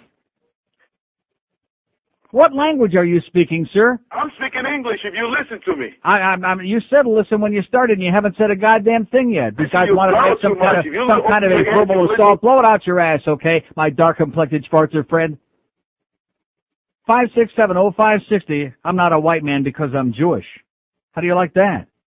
Next thing he's going to be telling me you're not white because you're Cuban. Of course, he may have a point on that. 567 Indians. We love the Indians, by the way. 567-0560 and pound 560 on the 18. Of course, we like the American Indians. They're the ones we like the Seminoles, you know. There aren't no Cuban Indians. Iroquois. That's what you think. Killed them all. Yeah, that exactly. Just like the Americans. Engine killers. Just like the Cowboys. Right, Troy? You go to hell and you die. Now, Bob Green, I want to tell you something. You're all a bunch of son of a bitches. I just heard what you said. What did I You want to get rid of this old kike on the phone. You're going to pretend that you care. Who the fuck are you? Well, excuse your language now. That's fair. Use your language.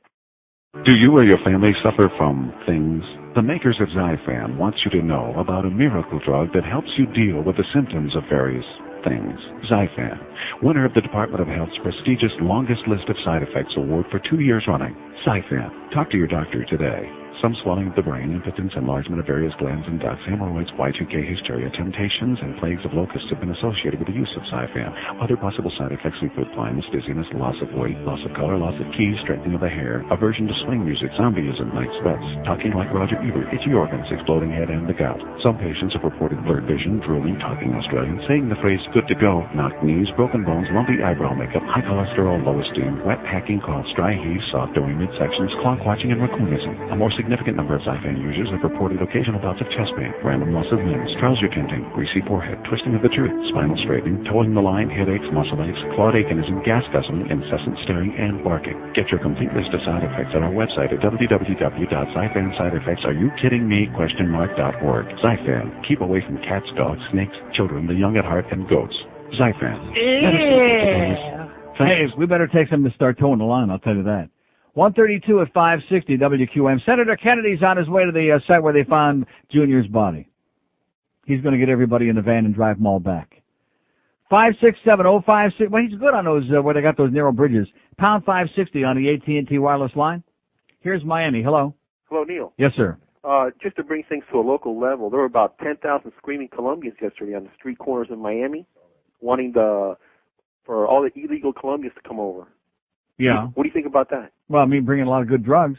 Well, what do you think? I mean, what do I think? What does that mean? What do I think? Do you have to ask me what I think? Can we hold Of course a not. million more Colombians down here? We can't hold anybody down We here. don't have any jobs down here. Where are they going to go? Broward County? They're going to open up a drug factory. Are they going to go up to They're going to Broward? bring in the Medellin cartel is what they're going to do, so they don't have to spend so much on postage. 567, and of course the Jamaicans are the ones that are peeing in their pants now. Yeah, man. That's all we need is 10,000 more Colombians in here. We really got source. Even the Jamaicans know what source means. Yeah, that's what happens if you do jerk too much pork. 567-0560, pound 560 on the AT&T wireless line. Here's a mobile in Naples. Hello. Mobile in Naples with the radio turned way up. Hello. Yeah, Neil. Yes, sir. Nigga Neil. Yes. Question, if JFK, when they pull his body out, do you think he's still going to be the sexiest man alive? They'll put that on the cover? Yeah, they're going to put him on the cover of Newsweek. Yeah. And that's the end of that. Okay. Yeah, like I said. 567-0560, pound 560 on the AT&T wireless line. Here's a lady in Miami. Hello. Neil God. Yes, ma'am. May I bring your attention to a local loss? To a what? A local a loss that we're suffering here locally. Yes. Howard Beale in CityLink. Howard Beale in what? In CityLink. You know that Oh, don't tell me he died. No, but he's moving on. Oh. This week's his last column. He's leaving us? I'm as mad as hell, and I'm not going to take this anymore. Oh! Yep, says something about family considerations and a juicy offer to ply my trade elsewhere mean that this is the final word from Howard Beale here in the pages. He's the only person that ever wrote anything here that made any sense in all the years that I've been here. And he does a pretty good job in this one, except for the fact that it seems like they're missing a paragraph between one page to the other, but yeah, or part of a paragraph. But it's worth a look, and I just wanted to let you know so you didn't miss it. Well, thanks for the bad news. Yeah. Well, now you're the only voice of sanity in the media. I hope you can take the burden. Okay, I'm gonna toe the line. Thanks. Bye. 567-0560. Maybe that's what Ted's going out there for. Maybe they're going to tow pound 560 on the AT&T wireless line. Here's a lady in Miami. Hello. Hello? Yes, ma'am. Yes. I think we should start respecting this, and you should stop talking such foolish things, because JFK is dead, and we should just respect it and give him at least that type of kindness. That's all he needs. Well, what do you mean we should stop? They're still banging. You're just talking and talking. Just They're let him still listen. banging, man. Family is a great Can you family. listen to one word? Do you know what it means to have a conversation or not? Yes, of Can I course say something to you? Sure. How Go come ahead. all the networks keep banging away on us? It's already Wednesday, okay? It's true. It's the media's a little bit too much, but that doesn't mean you have to go wild with your whole freak show. Freak show of what? Kindness. This What? guy was a young guy. Apparently, he was going to a wedding. He had a beautiful family. He was going to a wedding. How about people that were going to a golf tournament? What difference does it make where he was going? What does that have to do with it? He was going to a wedding. He was going to his family's wedding to celebrate, and he passed away. It's very sad, this whole thing. And how about people that are going to how about people that are going to a wedding and get the bride and the groom are involved, Well, and they wind up in crashes on the way to the wedding? How come they don't interrupt the news for 5 days to tell America about that? Because this is Kennedy. He left a mark in our lives. John F. Kennedy. What mark did John F. Kennedy Jr. leave in your life? In my life, Yes. he was a great president. No, I'm and talking about he died 36 years ago. I'm talking about the one that just died. What mark did he leave in your life? He was I liked the way that he handled the whole magazine. He didn't go behind. He didn't do what his family said. He did what he wanted to do, and he started a company, and that takes a lot of guts. He could have just lived off his parents' richness, and yet he went out there. He didn't live off his parents' richness. Well, of course that helps, but he went out there and he did a whole magazine. Ma'am, let me ask you On this. his own. Let me Nobody ask else you did. this question, Yes, okay? sure. Seriously. Go ahead. When did he start George Magazine? How many years ago? A few years ago. A very few, maybe 3-4 years ago, okay? Right. Now, with that, he was 38 years old when he died. So that means till the time he was 34, 35 years, what He did went to law school prior to that. He was what? He went to law school prior to that. And flunked the bar exam twice, yes. He flunked. How many people flunked the bar exam? That's not the point. The And fact he worked for the he DA was too. an He could have assistant. opened up a private practice. He was an assistant district attorney from New York and never had. Exactly. What is it? Exactly. He worked for the DA instead of opening up And his he own never, practice. during the time he had that job, handled one. He was never entrusted with any case of any great significance. So whose money was he living off of during all that time? He was living off his money. He's a very good man. No, man. Why don't you answer my question, lady? Whose money was he living off? Whose money was he jet setting around the world on? Besides, who cares? Yeah, okay. He was living off the Kennedy money, off those millions and billions of dollars of bootleg Kennedy money. That's what he was living off of. And you can't stand it because you're another one of those la-la land people, lady. Yeah. Notice it's the women. Oh, yeah. Oh, She thought he was cute. That's all. She wouldn't admit it. He was cute? That's what a lot of these women are all about. Boy, I sure hope Ricky Martin don't get under those little puddle jumpers. Can you imagine? Oh, I can't even begin to. Oh, don't do it, Ricky. Of course, he don't need a plane to fly. Yeah. And of course, if he falls in the water, don't worry, because he floats. Yes. Get out of here. 5670560, pound 560 on the AT&T wireless line. In addition to which, lady, if you don't like what I'm saying here today because you're too much of an emotional cripple to handle the truth, how come you're still listening? You love it. You got the giant goddamn electric cucumber out. Why don't you admit it right now, sweetheart? You're sitting on it. God. He was rich and he let his own money. What own money? What money? And there's a lot of people that flunk law school. Well, isn't that great? Okay? I'm not saying he's the only one that ever did it, and even twice. He wasn't a shadow of the other Kennedys, okay? He was much ado about nothing. And I'll say it for the third day in a row. I can't seem to get this across, and the goddamn media won't stop inundating with us. I bet you I'm going to flip on 202 right now on that small dish on CN. Look at that! USS Brass. So it may bear Ted Kennedy's name. Oh, this is an American disease. This is an American mental illness. The media have suffered a collective nervous freaking breakdown. They've lost it. They've gone off the deep end, if I can use that expression. And if I went off the deep end, as much as I like Ted Kennedy, I don't think I'd call to have him come pick me up. Hey, Neil, fuck you. Sarah, what's the matter? Oh, Judy, I just found out. Michael has hard-on. Oh, no. I just don't know what to do. Well, when Shirley's boyfriend had one, he went to the Hard-On Treatment Center of America. Hard-on Treatment Center? Yeah, it's a place where they teach men how to wake up small and uninterested. Do you think they could help Michael? They were very kind and caring when Philip had his boner. He doesn't even watch the USA Channel at night anymore. The Hard-On Treatment Center of America, helping so many Americans through their hardship. Brought on by Big Boobs and so many Aerosmith videos. Please call today. Don't get excited. You're not alone. The Hard-On Treatment Center of America. Cold water standing by. About time some of you people came into the real world and come out of your la-la land, okay? If you want real world, turn on MTV. It's 144 at 560 WQAM, 5670560, pound 560 on the AT&T wireless line. The Hank Goldberg Show. Hank in the studio today. Not at Chula's. Don't go out there looking for him for autographs.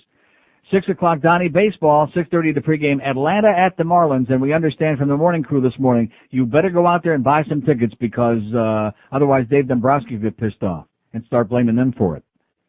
Here's West Palm Beach. Hello. Hi, Neil. Yes, sir. What's happening? How you doing? Good show. I wanted to call you for a few days. That last show you did on Friday about the ethnic neighborhoods. Yeah. I think it was Thursday or Friday. Right. Anyway, I'm driving home. I live in a neighborhood that's half black, half white, and people were making an effort to keep it clean and neat. And I met a black man there trimming his bushes, and I asked him for some clippings. You know, I wanted to make some bonsais out of the bougainvillea clippings. And we got into a nice conversation. It turned out he just bought the house. I congratulated him and said, you know, wished him luck, you know. I just love to see people, you know, as they are, not as black or white, you know, and if they take care of their place and are respectable to other people, that's all we should care about. Yeah. You know. Number two, if they take care of their place, right. Yeah. And don't you know, hurt anybody. Right. DNH, your don't motto sell there. Too many drugs on the street corner, right. Right. And another thing, the news media is out. The news media is out of control with this Kennedy thing. And I've been away from the TV, so I don't know. Did they find out what kind of bowel movement he had on the way down? Yes. In fact, that's what Ted is out there for right now, to investigate. Oh, okay. I was worried about that. Yeah. They said Ted knows his crap. Let's send him out to figure it out. Okay. Have a great day, pal. Hey, one more? Yes, sir. Listen, I had the golden opportunity to work at the Archbishop of Philadelphia's mansion for about 3 months. There's no fact in the church. Of course not. And they had a little room set aside, and it had a sign on it that said the Pope's room. Okay? I had to do some work in there. I spent a day. And I was able to throw the window open and smoke a big fatty there in the Pope's room. So things are looking up. He'd be proud of you. He would. Have a great day, pal. All right, buddy. See ya. Bye. How do you like that, huh? Here's a guy that had the cojones to go in there and do it just like they do in the Vatican. Why do you think they got that big smoke signal coming out of the top of the Vatican, huh? The Pope smokes down! F&A, man. He's doing it. That's why the supply here is dried up a little bit. All the good stuff's going to the Vatican. If the Pope ain't doing it, if he's out of town, the Swiss Guard are doing it. Here's Miami. Hello. Hey, how you doing? Okay, sir. Let me just ask all these people who are crazy about this whole story. Who are obsessed is what you're looking for, obsessed. Let me tell you this. I hate to wish death on anybody, but if it was Amy Carter, do you think people would be going nuts? No. If it was Chelsea Clinton in 20 years, how about would people be going nuts? How about when Miss Lillian died? Did the world have an... I mean, of course, she was 110 years old and wrinkled up old bitch. But, I mean, did anybody give a crap about that? No. No. I just don't get it. You know, if the media can't view themselves, you know... But it's not only the media, okay? But you got to remember, the public are obsessed, like with this Elvis thing, okay? When Elvis, and then the Graceland thing I talked about the other day, they're obsessed with celebrity. If you are deemed to have been a celebrity and something happens to you, then the public immediately is ready to go nuts. And if the media decides to really play it up big, then the public just has a collective collapse. But you know something? I think it's a generational thing. I happen to be 33 years old. Yeah. I don't remember. And I'm up there. I'm working class now. I don't remember all this hysteria. I think it's a way for people to relive their youth. They remember this little kid and it brings it back, and they get all psychotic But, and sir, crazy. he had nothing to do with my youth. I'm as big of a Kennedy fan as you'll find anywhere, although I'm not an apologist, and I don't have, I have a very realistic view of what they were all about. And I watched that thing on PBS last night, and twice during the thing I had tears in my eyes. It was very emotional for me. But you know something? He had nothing to do with any of that. He didn't represent it to me. He was not a part of it. He wasn't in any way like his father or his uncles. How do I explain it? People are stupid. But people are stupid because he was a good-looking guy, and they made him up to be a glamour push, and they put him on in front of magazines, and now all of a sudden it's like the Diana thing. How do you explain that? I don't get that either. But I tell you what, I called my wife already. We're going out for Maine lobster tonight. All right. See ya. See ya. Tasteless. Terrible. Nice going. Well, what's wrong with that? Maybe Ted will bring some back, Maybe he's out there crabbing. What do they call it? Shrimping. 5670560. Maybe they'll find Mary Jo a little more of her down there, too. I mean, they did bring her back. She was in the car. You do remember that. She was in the car. Not doing too good. They showed that again last night, where the guy from the Coast Guard said back in '69, well, if we'd had a little bit of notice, instead of the 10 hours notice we finally got, well, he was kind of like thinking about, what do I do now? What do I say? And also probably sobering up a little bit, too. They wanted to make a sober judgment on that. 10 before 2 at 560 WQMC. And that's another thing. As much as I like Ted Kennedy, you do understand that if it had been somebody, although we do have separate rules for people who aren't quite on that level, like anybody remember Rick Sanchez? Yes. And how's that guy doing that he hit in front of P.P. Park, huh? I think he died. He's dead? Died. Oh. Isn't Rick still squatting over the mat there on Channel 7? Uh-huh. Did he do any time for manslaughter for killing that guy in front of the... No. No, see? So it goes to show you, if you got the right connections, even if people die as a result of your actions, you just go on and keep squatting on it.